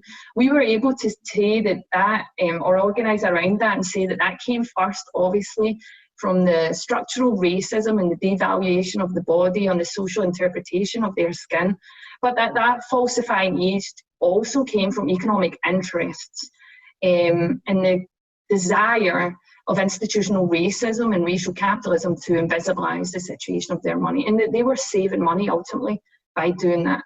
More recently, we've been involved in the situation of occupying, of young migrants deciding to occupy houses due to tiredness of being criminalised on the streets with their situation, bearing in mind that criminalisation leads often to direct deportations. And that's also been interesting because when we were organising more in public spaces, that seemed to be more acceptable. But now that we're suddenly kind of touching the capitalism system via property, we seem to get this increased level of structural violence from the police and then from governmental policies. And that's what we've been dealing with right now. And I'll just end by saying that we are very excited, I would say, right now in Barcelona. We feel that the situation of the police murder of George Floyd and the global uprisings against anti-Blackness has really allowed space for Afro-descendant communities to lead the migrant movements. And we are excited by what that means for organising around racial capitalism in the future of the Barcelona chapter. I think as a global movement, one of the key things that we have to be to be deliberate about is understanding the power dynamics that are operational in the present and in the past and up to now, and try to move away from recreating the power of those same dynamics. And the COVID-19 pandemic is one of the events that actually highlighted the same structural, the impact of the structural issues that we've been mentioned. So as a consortium, like as a network, as a campaign, we came together and we started to do work around organizing around COVID-19, the response to COVID-19, particularly the impact, considering its impact mostly affecting the Black communities in different parts of the world. And we also noticed that in the narrative of the various responses, it was often the Global South voices which were not always heard. And even if you look at the distribution of resources, and also what we did is we deliberately created a space for Global South voices through our webinars, where we got people from different parts of Global South countries through our chapters to come and talk and amplify the issues that are happening in their context. And what in this conversation, we're also trying to challenge the global systems that sustain white supremacy. And most importantly, we were highlighting the importance of collective action to support local work, because in all of our work, our communities form the center, the central part, and our communities, the communities that our various chapters work in, are the most important thing. So we needed that as collective action in the campaign. We needed to support those local actions, and also needed to build global solidarity around those local actions, and also global solidarity in the global actions as we continue to try by all means to not only decolonize global health, but also to dismantle the systems that sustain the same frameworks in global health. Yeah.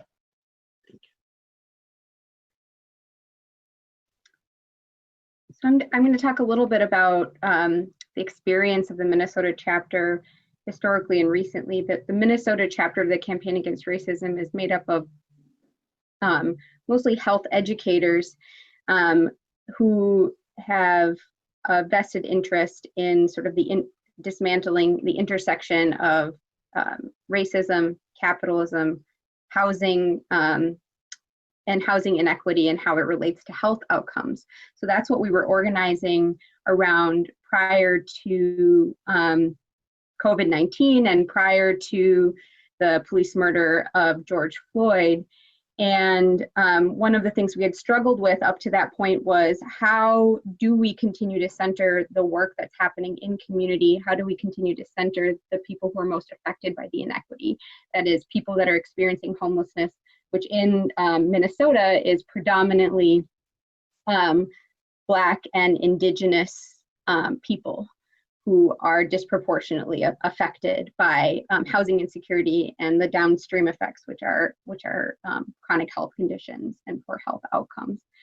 And then George Floyd was murdered by Minneapolis police, Derek Chauvin, and it really pushed our chapter to interrogate the different levels of work that we needed to do and how to hold ourselves accountable. And so I wanted to share this value statement that we came up with, and then talk just very briefly about some of the things that we're doing since then. So I'll just read it quickly. As members of the Twin Cities chapter of the Campaign Against Racism, we collectively acknowledge George Floyd's murder by the Minneapolis Police Department as another abhorrent outcome of over 400 years of racial capitalism and settler colonialism. As health workers and educators, we commit to personal and professional interrogation of our complicity in perpetuating systems of oppression that devalue Black and Indigenous life. We seek to build a culture with practices that hold us and our professions accountable to our complicity, expands our capacity to hold discomfort and deeply listen, and centers coalition building with community partners. We recognize that this involves cognitive, bodily, relational, and organizational work that collectively strengthens us to support the struggle for police abolition, and I should say decarceration in general, to participate in the care of Black and other marginalized communities in partnership with healers, and to support mutual aid networks in the Twin Cities. And this collective value statement was really sort of a labor of our chapter of looking at all the different levels of how systemic racism and racialized capitalism works, and the interconnectedness of it and the work that we need to do. And so I'll just say personally, sort of moving forward as a caste privileged South Asian doctor, part of that work for me has been doing a lot of the internal and relational work with other South Asian members of our chapter and physicians that I work with to think about how I uphold white supremacy in my own context and how the work that I need to do to dismantle it. It's also involved us tapping into thinking about healing justice practices for our chapter. It's also, we're doing a lot more work on supporting mutual aid networks in the Twin Cities that are working on housing justice and that are really led by people who have the closest experience to the inequity of unstable housing and homelessness.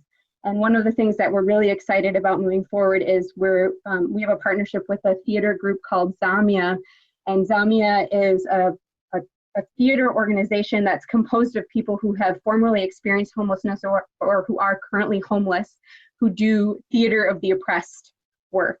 And so we're working very closely with them to continue this type of like coalition building and really center the experience of Center the Margins.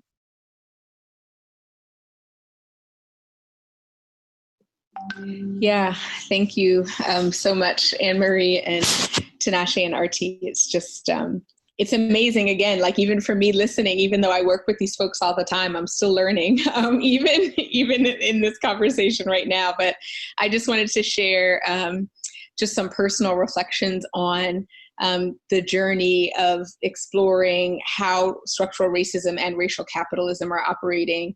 And for me, I have to harken back to my time living and working in Haiti, which for me happened for the first time in 2009, but really accelerated after the earthquake.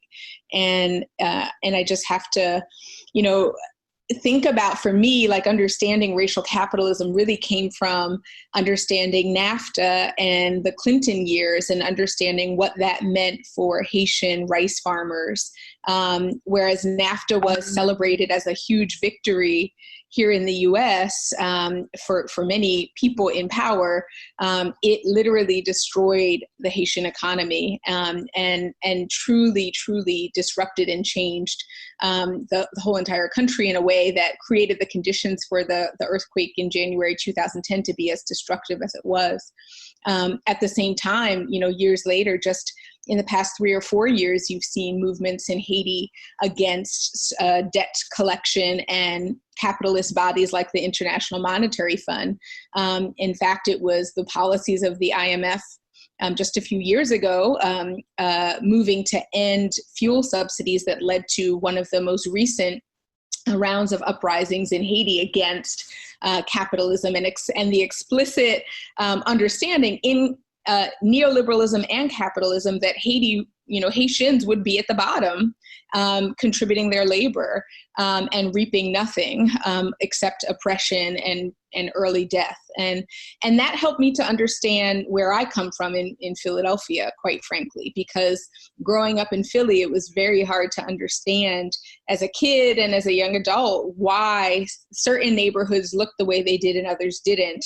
And it was in large part my experiences in Haiti, understanding the global dynamics of the American empire and neoliberalism and colonialism that helped me to see my own home of Philadelphia in a new way, and understand why a university like University of Penn could be in West Philadelphia for several decades and yet be responsible and held accountable to no improvement in health outcomes, virtually no improvement in health outcomes in West Philadelphia over the past several decades, despite its presence and despite it being one of the biggest employers in the entire city and a world-renowned academic health center. And it also helped me to understand why universities, and it's not just University of Penn, but many academic medical centers and academics like myself and our complicity in these systems are making the business case for health equity. It was experiences in Haiti and then growing up in Philadelphia and then bringing that back to academia as well and seeing, well, now I understand why there are some people making a business case for health equity and actually using a capitalist framework to explain why there's an imperative for health equity. That framing is rampant and it's everywhere. And I think it really is a symptom of the medical industrial complex that many of our chapters are trying to fight. So those connections for me were really about my personal experiences over the years and the experiences of learning from the communities that I was either embedded with or from, to make those connections and connect the dots and really just begin to deconstruct and understand how these systems interlock and lead to the health outcomes that we see all over the world. And the last thing I'll just say is that then makes it very easy for me to understand why the World Bank's narrative of 25 years of progress on eliminating poverty is so absurd, right? Because what is seen as progress is going from 1.5 billion people living on $1.90 in US, $1.90 in US dollars a day to, I think 700 million. And that's considered progress. That's considered progress. That's the world that we live in. And that's why we're doing what we're trying to do in this campaign.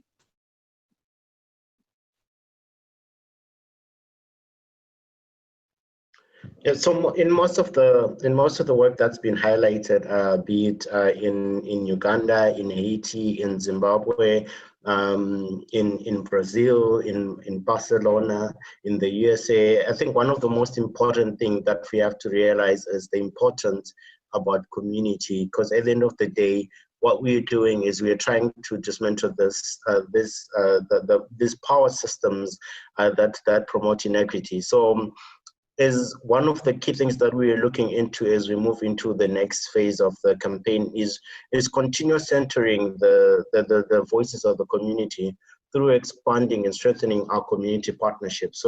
So one of the key things that we're really going to do is we're going to continue investing more in strengthening our community organizing skills, in building relationships with communities, in amplifying and centering community voices globally around the world. And also we'll continue analyzing the interconnections of racism and capitalism. I think one of the things that we have realized throughout our journey as the campaign is it's a continuous learning process. I think you'll always be amazed by the different forms at which these systems manifest, and the interconnections between these systems. And as we move, particularly as our campaign moves, even in other contexts in different countries, when we get more and more people sharing their perspective, it's mind-blowing how much in this world, like how much these systems, like the far richness of these two systems of oppression is globally. Then we also continue to build on our anti-racism practice, because that's one of the most important things. I think we should continue naming racism, and we should continue calling out racism in all the work, and it's still relevant. It will always be relevant until we reach a point of true equity, because as long as the inequities that are existing persist, we still have to continue getting into that uncomfortable space for many of naming racism as a form of structural oppression. And we look forward to engaging more and hearing more voices, particularly the marginalized voices, particularly the indigenous communities who are often not represented on such platforms and who are not represented in these discussions, to see how we can learn them, and also using our privilege as health professionals in different parts of the world to amplify those voices, to dismantle the structures instead of continuously propagating them.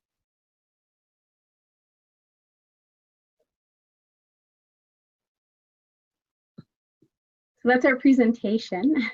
And I just want to say how grateful I am for these people on the call and for the Campaign Against Racism, and just wanted to acknowledge the Campaign Coordination Committee, the campaign coaches. There's a coaching system for all the individual chapters.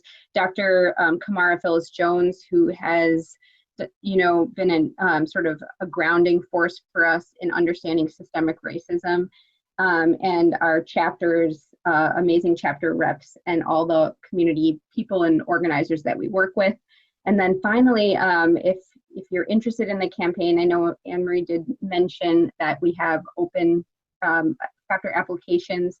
And we also are on social media, so feel free to follow us, email us, check out the website. And thank you so much for inviting us to share.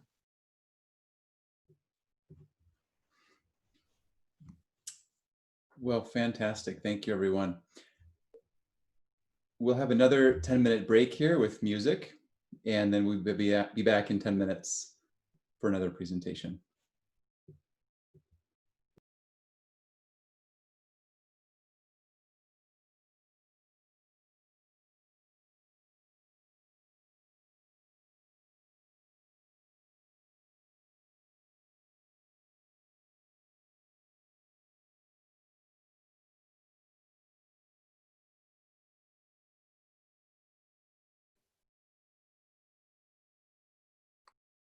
Mis hermanos emplumados eran los hombres barbados de la profecía esperada. Se oyó la voz del monarca de que el Dios había llegado y les abrimos la puerta por temor a lo ignorado. Iban montados en bestias como demonios del mar, iban con fuego en las manos y cubiertos de metal.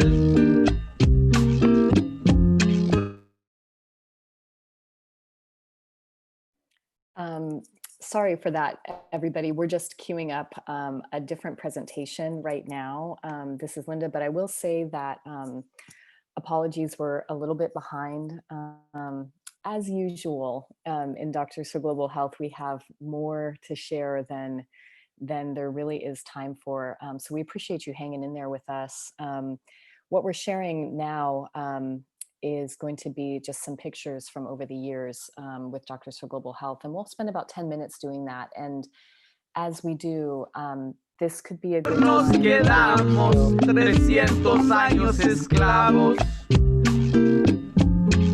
Se nos quedó el maleficio de brindar al extranjero nuestra fe, nuestra cultura, nuestro pan, nuestro dinero.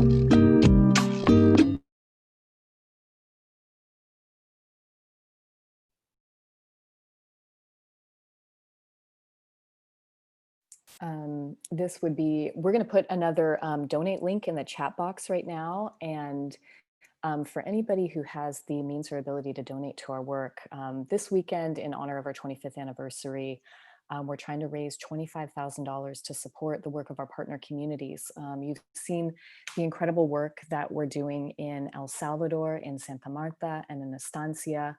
Tomorrow, we're going to hear more about the groups where we work in Mexico, in Oaxaca, and Chiapas. And we would love for those who have the means to be able to donate to this work so that this work can continue. So as we queue up just this little break with pictures, you could see some of the work that's been going on for the last 25 years. Yeah, while we're waiting to get those queued up. Humillas del extranjero, pero te vuelves soberbio con tus hermanos del pueblo. Oh, maldición de Malinche, enfermedad del presente, cuando dejarás mi tierra. ¿Cuándo harás libre a mi gente?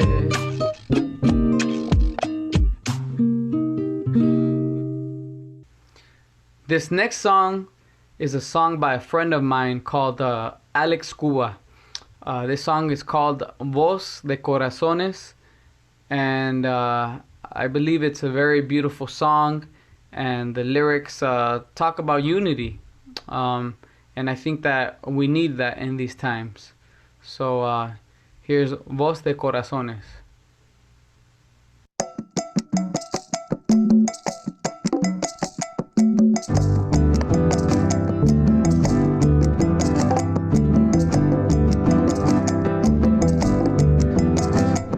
Recién Siento que este mundo y este tiempo necesita humanidad que habita en las luces de los sueños, del amor y la verdad. Presiento que hoy llega el viento para avisar en una canción de amor. Presiento que da vueltas el planeta yendo a donde nunca fue, cambiando los versículos del cuento, del astuto y de la fe. Presiento no ha sido cierto ir a buscar toda la razón al sol. Volvamos a empezar a respirar las flores, dejándonos llevar por risas y colores. Volvamos a inventar un mundo de ilusiones y una sola voz de corazones.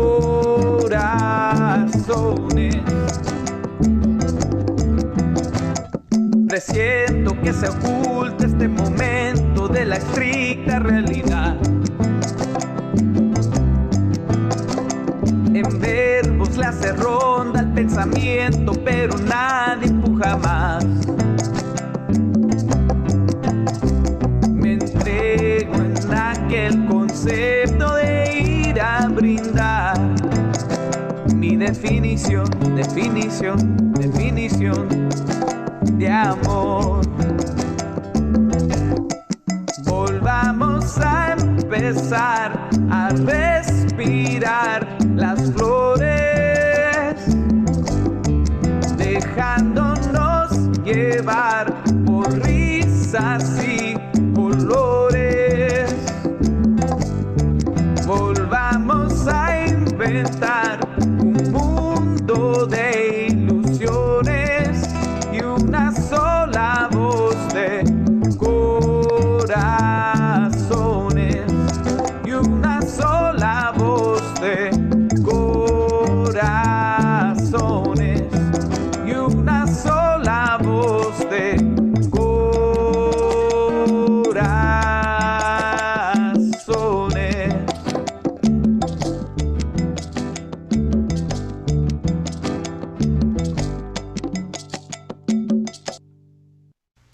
Voz de Corazones, de compositor de mi amigo Alex Cuba, tremendo compositor. If you don't know who he is, go check him out. He's a great singer-songwriter. Once again, hello to everyone out there in the Zoom. I know I'm very excited to be here, so I'm going to be saying hello a lot. Again, Doctors of Global Health, thank you for all your wonderful work that you do all over the world.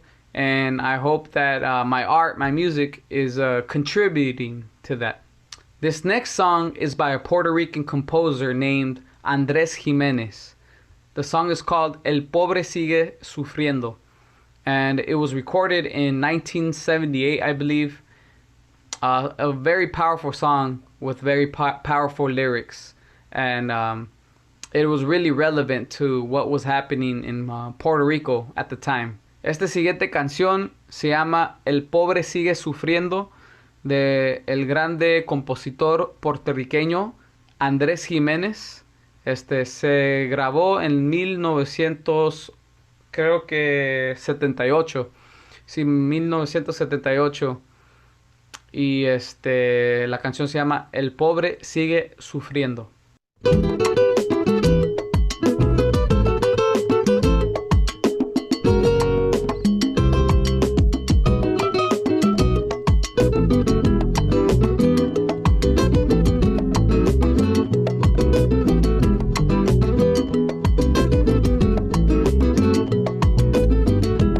Desde hace tiempo, señores, tiene el pobre la ilusión de cambiar su situación. las cosas siguen peores, mientras sufren mil dolores.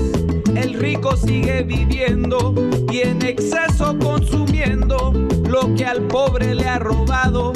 Vive el rico acomodado y el pobre sigue sufriendo.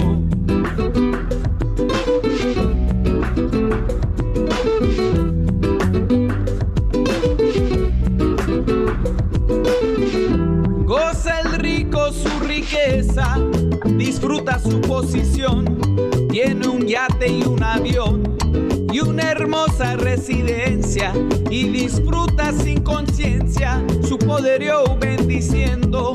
Como un rey vive comiendo de los más ricos manjares, mientras en los arrabales el pobre sigue sufriendo.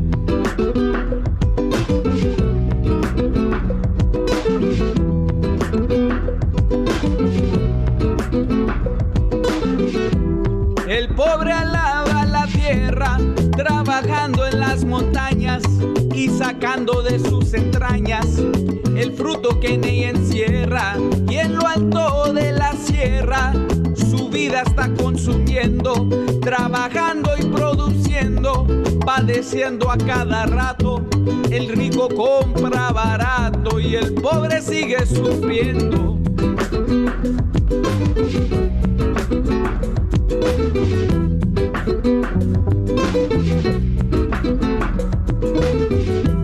Y no me explico tampoco, ahora que tu voz escucho, que hay pocos que tienen mucho y muchos que tienen poco. Y ahora los ricos invoco, justicia estoy exigiendo, redistribución pidiendo, ahora pa' todos los bienes, pa' que tenga el que no tiene y no siga el pobre sufriendo. No siga el pobre sufriendo. No siga el pobre sufriendo. No siga el pobre sufriendo. No siga el pobre sufriendo. No siga el pobre sufriendo. No siga el pobre sufriendo. No siga el pobre sufriendo. No siga el pobre sufriendo. No siga el pobre sufriendo. No siga el pobre sufriendo. No siga el pobre sufriendo.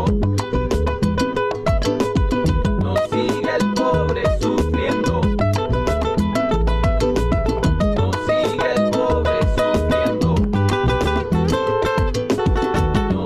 el pobre sufriendo.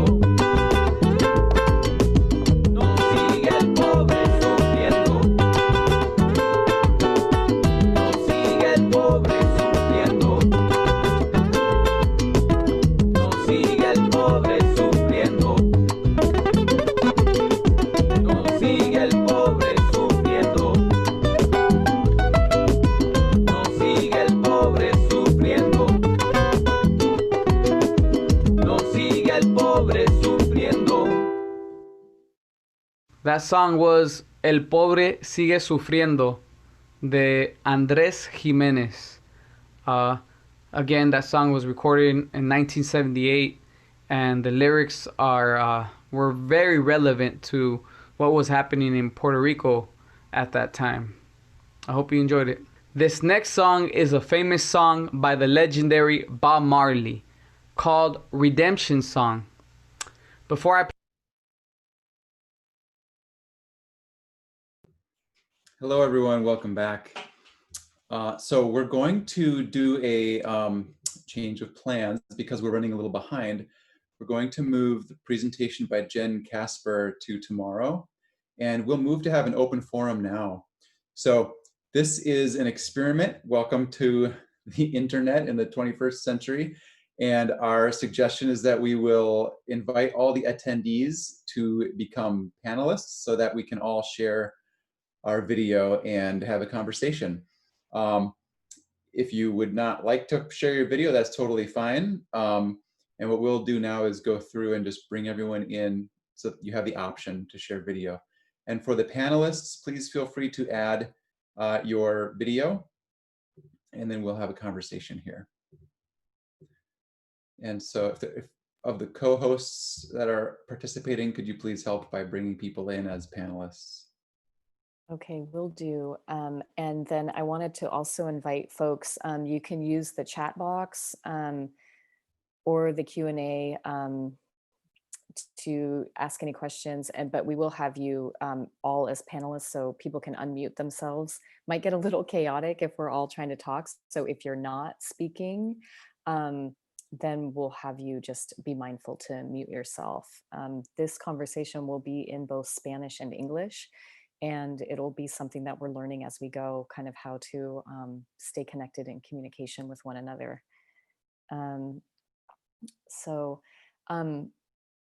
Folks who are with us now, is there anything that is coming up for people? So one of the things that we wanted to do was recognize, as they did in the keynote presentation, that the work of liberation medicine, the work of dismantling racial capitalism, this work of health equity is best done in our local communities. And we know that participants here are probably doing a lot of this work already.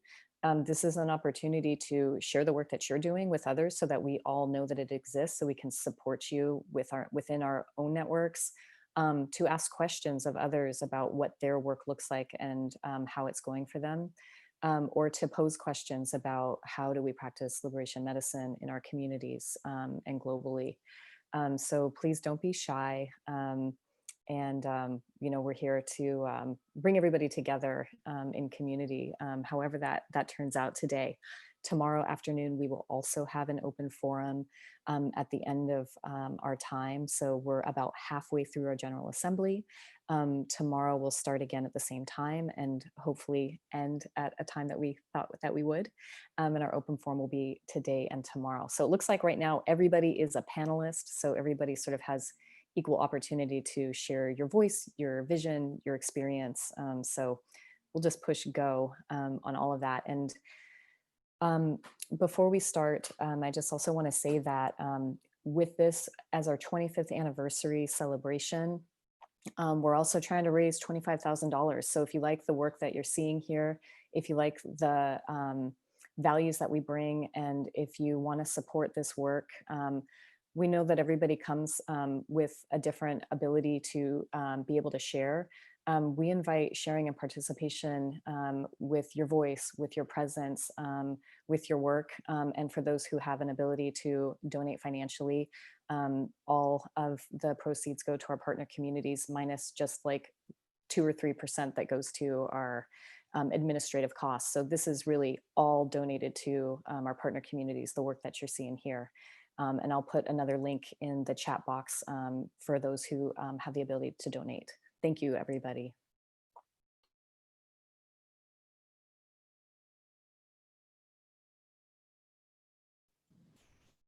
Alex, I'm not sure you saw, it says that not everybody's able to share their videos yet. So I would ask if someone's having trouble sharing their video, please raise the hand in the in Zoom, raise your hand, and then I will make sure that you can share your video.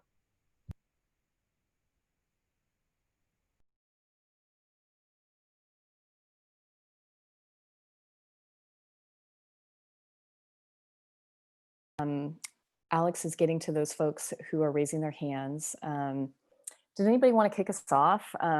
Again, don't be shy. Folks who want to share what they've learned or heard today that they want to explore further with everybody.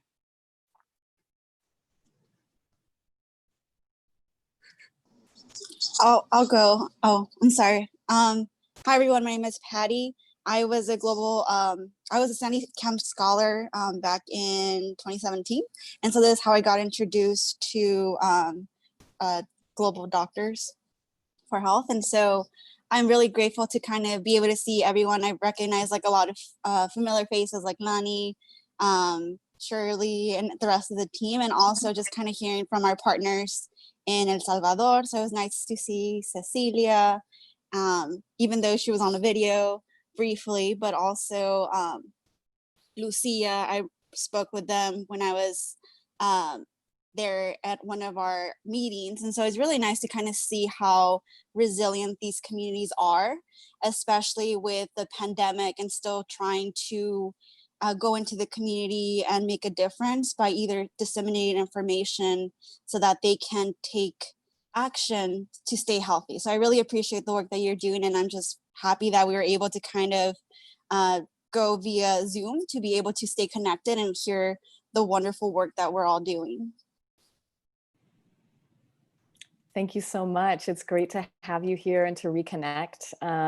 Anybody else want to share any reflections or just to like say hi to the community?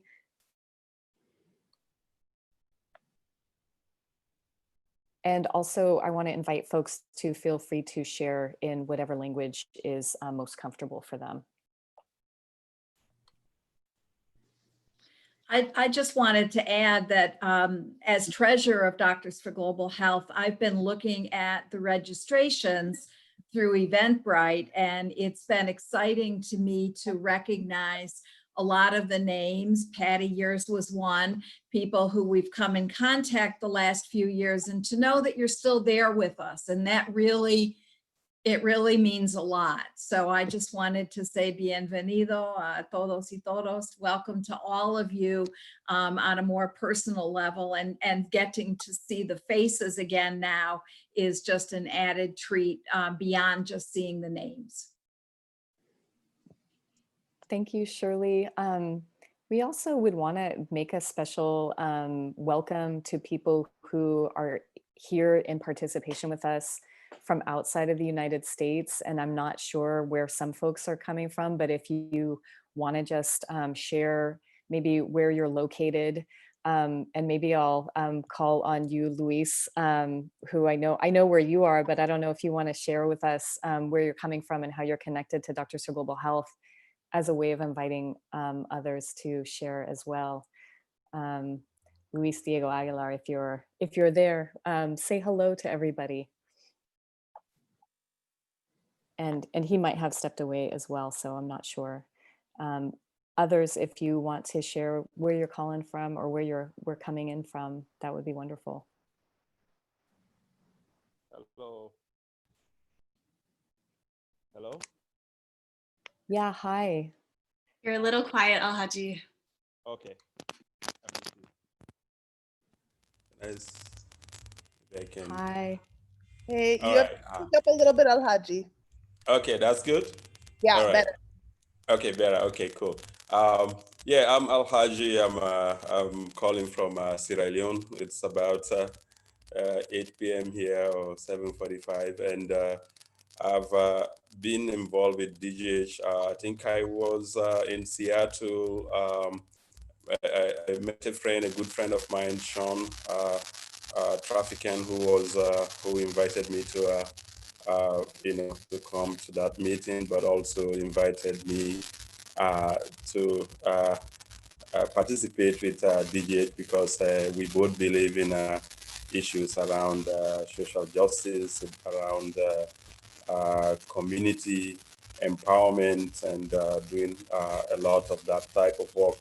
He was in Sierra Leone, and I've, been involved in community-related work in Sierra Leone with my organization, Project 1808, and also, I teach here at the university at the College of Medicine, and being engaged in issues around these disparities. And I actually really like the talk with CAR, and it's one that I can connect to here with the issues around IMF, World Bank, and issues around capitalism and globalization, of course, and displacing communities and, impacting people's livelihood, impacting health.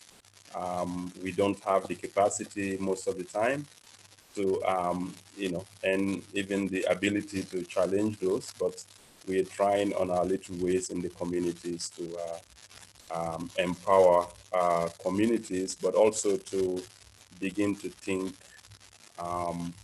global health, beginning to think of social justice and human rights. So I'm very happy to have, and I'm looking forward to more of the discussions tonight, continuing tonight and then tomorrow also. So I'll be joining in from Sierra Leone. I just wanted, before we move on, thank you, Alhaji. It's so much fun to see you here.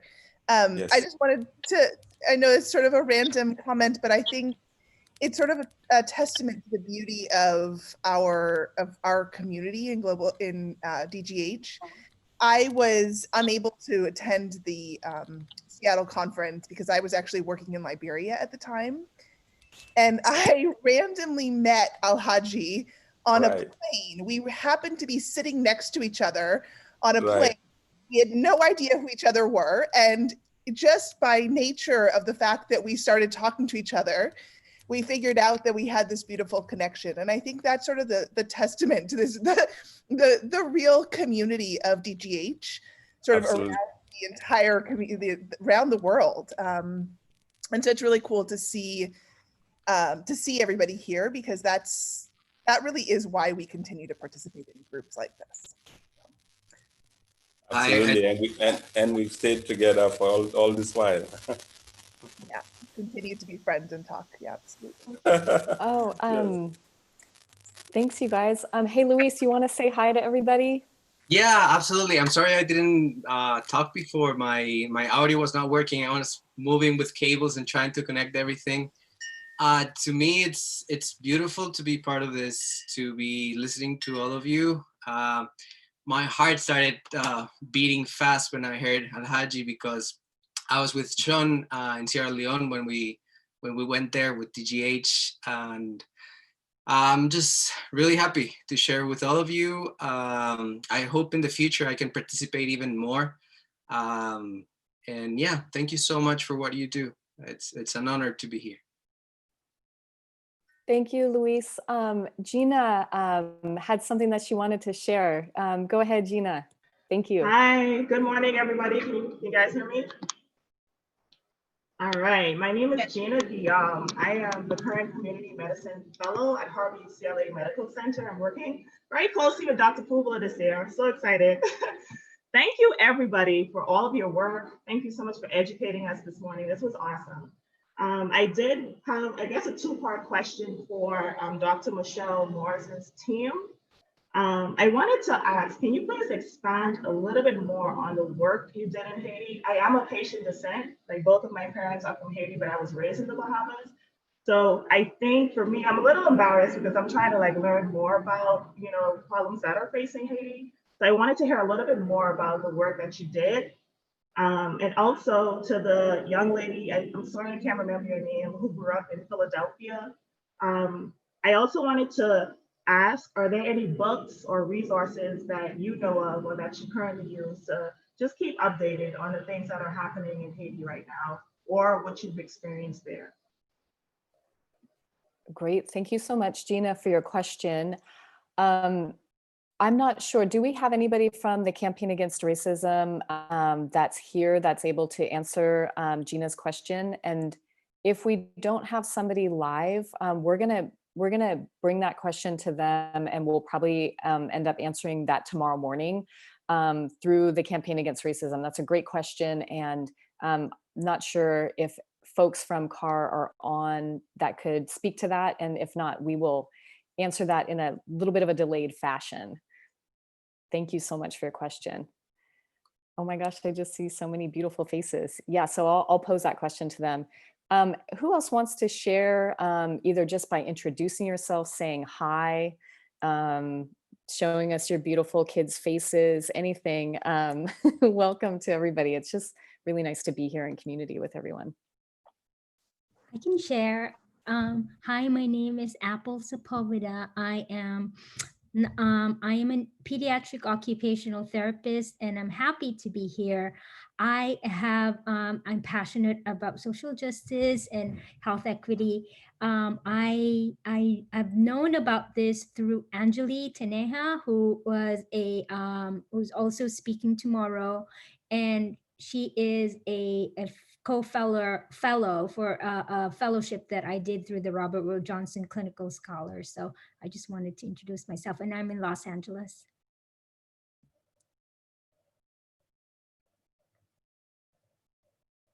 Great, thank you. Thanks for sharing. Anybody else? I'll introduce myself. Oh, sorry. Yeah, go ahead, Erin. I just thought it was a coincidence with Apple because I also am here through Anjali. I used to work at Casa de Salud just briefly, which is the health clinic that she's the director of in Albuquerque.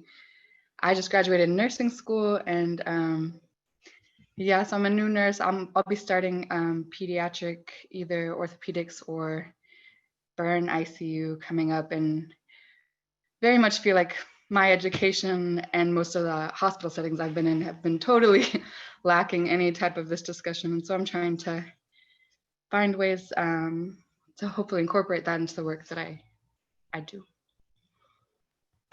Thank you, Erin. And for those that may not know, Casa de Salud is a really revolutionary and visionary clinic in Albuquerque, New Mexico.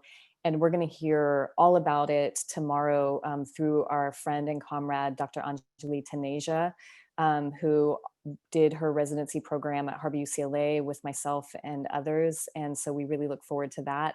So tune in tomorrow. And we're really grateful for everybody that's joining us from Casa de Salud.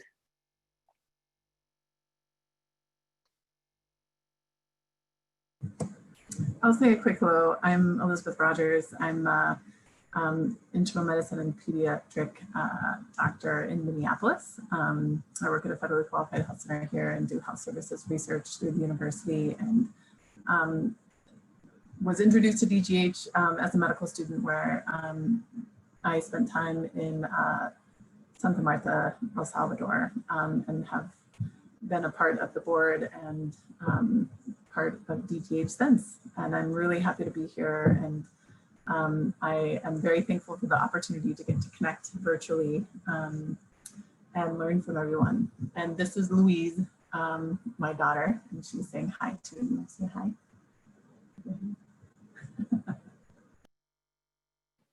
Oh, thank you so much. Other folks want to Hi, say I'm hello? Rimka Brakama. Hi. I'm here because of Anna Landau. Have worked with her at Casa Alitas in Tucson and have been an emergency physician and an addictionologist in Tucson for some years. And I'm really grateful to be here and excited to hear the opportunities that are out there for me to, you know, get involved in, which is really why I joined this conference, to see how I could become a part of it. So thank you so much. Thank you. Hi, everybody. My name is Giovanna. I'm currently in Las Vegas, Nevada, but I'm from LA. I learned about DGH about 10 years ago through Dr. Jyoti Pabula and Dr. Granado's Summer Urban Health Fellowship programs. It's been a while, but I'm happy to be able to say hello and learn of all the wonderful things that you guys have been doing in this past 10 years that I've been able to learn about you guys. And hopefully now, as a third-year medical student, I can get more involved. I also work with Dr. Jyoti at the Harvard UCLA YOLO program. It's a family medicine program for adolescents, and the residency program there for family medicine. So hopefully I can go back home and continue spread the work and the leadership that Dr. Granados and Dr. Jyoti Pabula. And I just want to say thank you to Dr. Loaiza as well for the invitation. And I'm so happy to see all of you here. Thank you for everything. Wonderful work you're doing. Thank you. Hi, I can go. I'm Yeah. Julia Ford. I'm originally from New England. For other years, working with agencies most frequently with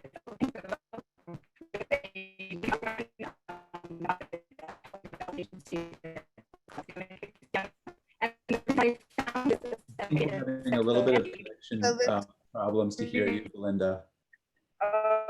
If you turn your video off temporarily, we might be able to hear you more clearly. Yeah, my phone isn't so great for this. You know what? I'm going to connect to my computer. Other people, I'll do that way. It'll be better. All right, thanks, Belinda. Yeah, please feel free to reconnect. I can say hi, if that's okay. Yes, thank you, I have to Tanya. go off the call in like 2 minutes, so I don't know when you're going to end. But my name is Tanya Neubauer. I'm a naturopathic doctor and an herbalist living in Portland, Oregon. So thanks for giving what's going on in our city a shout out at the beginning of this. I lived in Nicaragua in 2007-8 and came to know DGH through meeting a DGH volunteer in Nicaragua. At that time, I attended the DGH conference in El Salvador that year, and it was a great blessing to connect with a lot of people. I've also had the privilege of visiting Dr. Irma Cruz Navas in Oaxaca several years ago as well. So this is my first DGH conference that I've gotten to go since that one, I believe. So yeah, it's great to meet you all. I work in 2 community health centers in rural areas around Portland that mostly serve the Spanish-speaking community here. I had a small world ahead. connection to share if I could. Rimka, I had a question for you. I don't know a lot of Rimkas, and I don't know if you know a lot of Lugers or Giannis's, but you actually sort of helped raise me in Minneapolis. I'm not sure if you remember. And I'm excited to see you on here. I thought that name is so familiar. And you're muted right now, but what a cool small world connection. Rimka, you're still on mute. I can see your face. Okay, so yes. Alex Luger, when I first saw your name, I was like, Georgie and David. Oh my gosh, I wonder if they're connected. So thank you for making that connection. Yeah. And can you PM me? Sure. And get me in touch with your parents? I would love that. That'd be great, yeah. And was it your daughter who I locked out of our house when she babysat us? No, it was my son. Your son? And you look like your dad, like a T. Yeah, well, I remember that they didn't come back. That is awesome. That's awesome. I'm so glad to make that connection. Yeah. This is so fun. And speaking of family connections, let's hear from Lanny's mom. And so we would love to hear from Renee Smith. And as a founding member of Doctors for Global Health, welcome, Renee. Thank you so much for being here. Thank you. Wonderful, just wonderful to catch up with everybody. This has been a really fantastic conference and maybe has touched more people than one face-to-face. I think this has been really good. Maybe we should plan to have this every 4 or 5 years, even when we can meet in person. I'm so thrilled to see some of you that I haven't seen for a long time. Elizabeth Louise is beautiful. It was such fun to see her. So thank you, everybody, and I look forward to tomorrow. And good luck, and thanks for the good work. I'm so proud of all of you. Okay, thank you so much, Renee. And we have a special request from Shirley Novak because I'm hearing that it's your birthday today, Renee. Is that correct? That's true. I always share my birthday with DGH. Do folks feel up for a happy birthday song on Zoom? Do you think that we can do that? In everybody's own language. Yeah. Shall we sing in whatever strange harmonies we find ourselves in? Why not?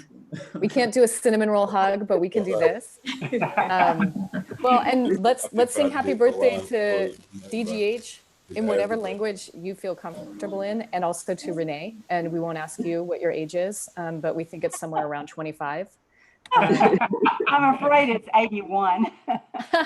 We could also just all say happy birthday all at once, because singing happy birthday on Zoom is usually quite chaotic. Alex. Yeah. Okay, give it a try. Get used to chaos as your kid starts talking, Alex. Well, maybe Alex is the voice of reason here. So how about at the count of 3, we all say happy birthday to Renee and Doctors for Global Health in whatever language is the most comfortable for you. All right. So 1, 2, 3. Happy birthday, Renee and Doctors for Global Health.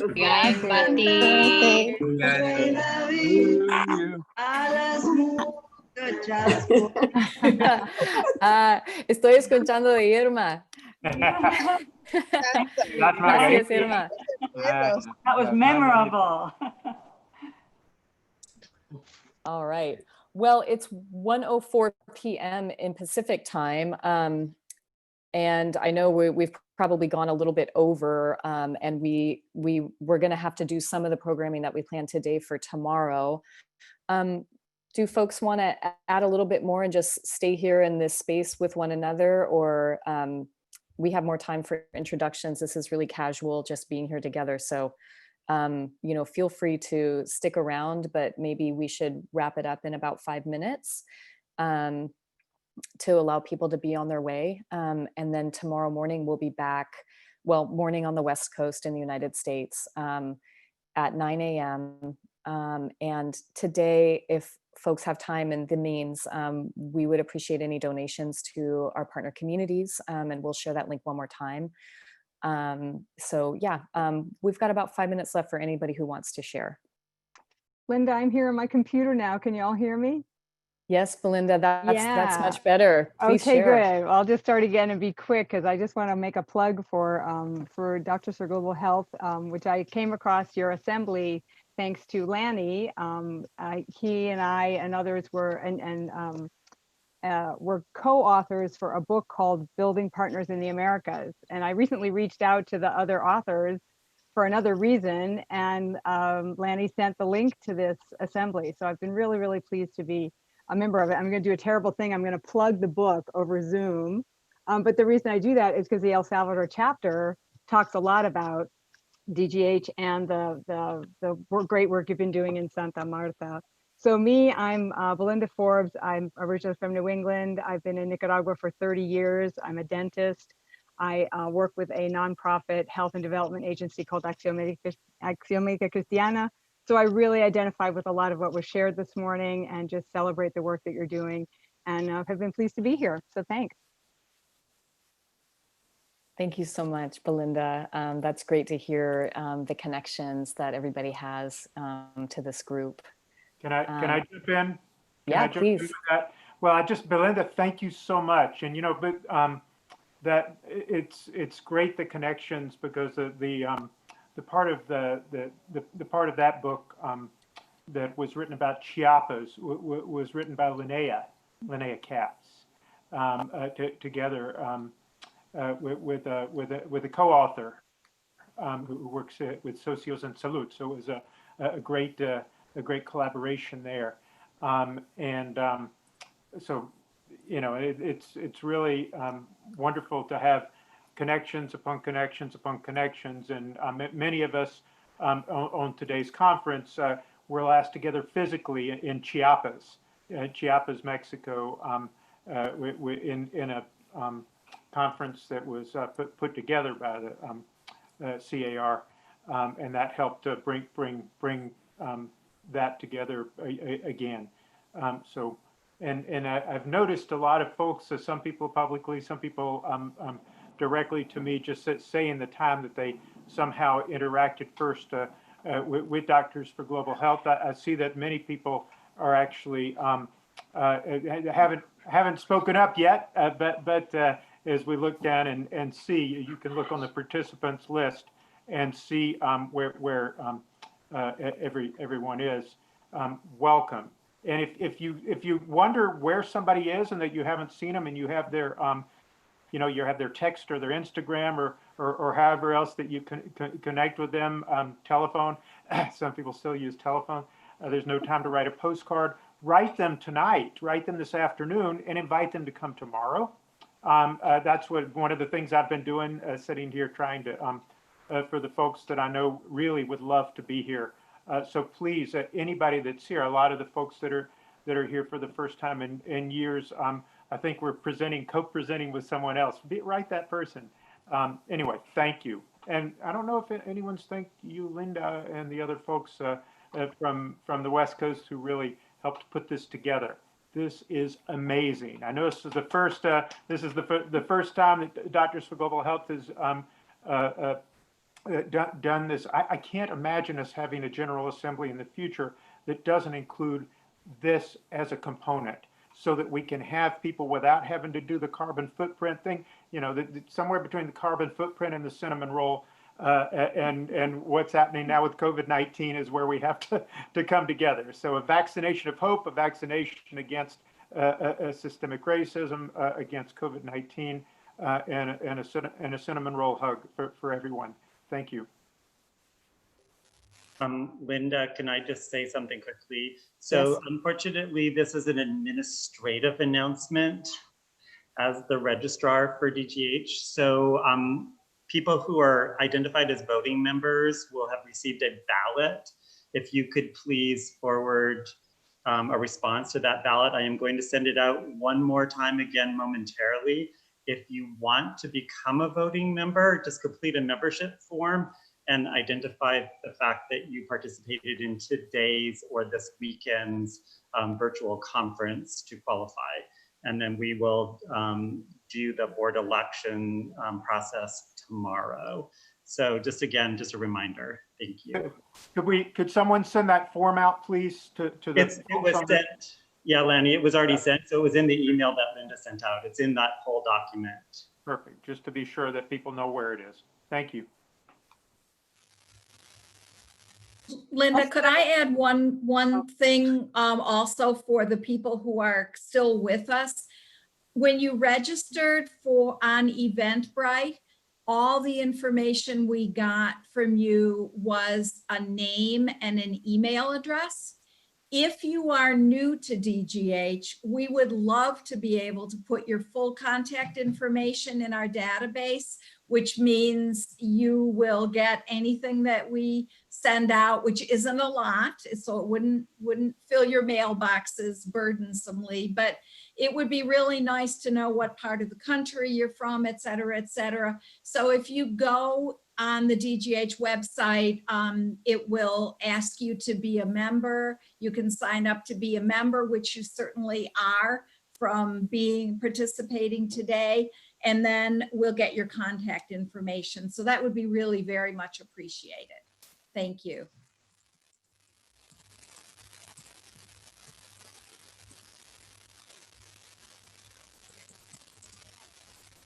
All right, thank you again, everybody. Other folks, anything that we should wrap up with, or any last words as we finish our day one of our online General Assembly?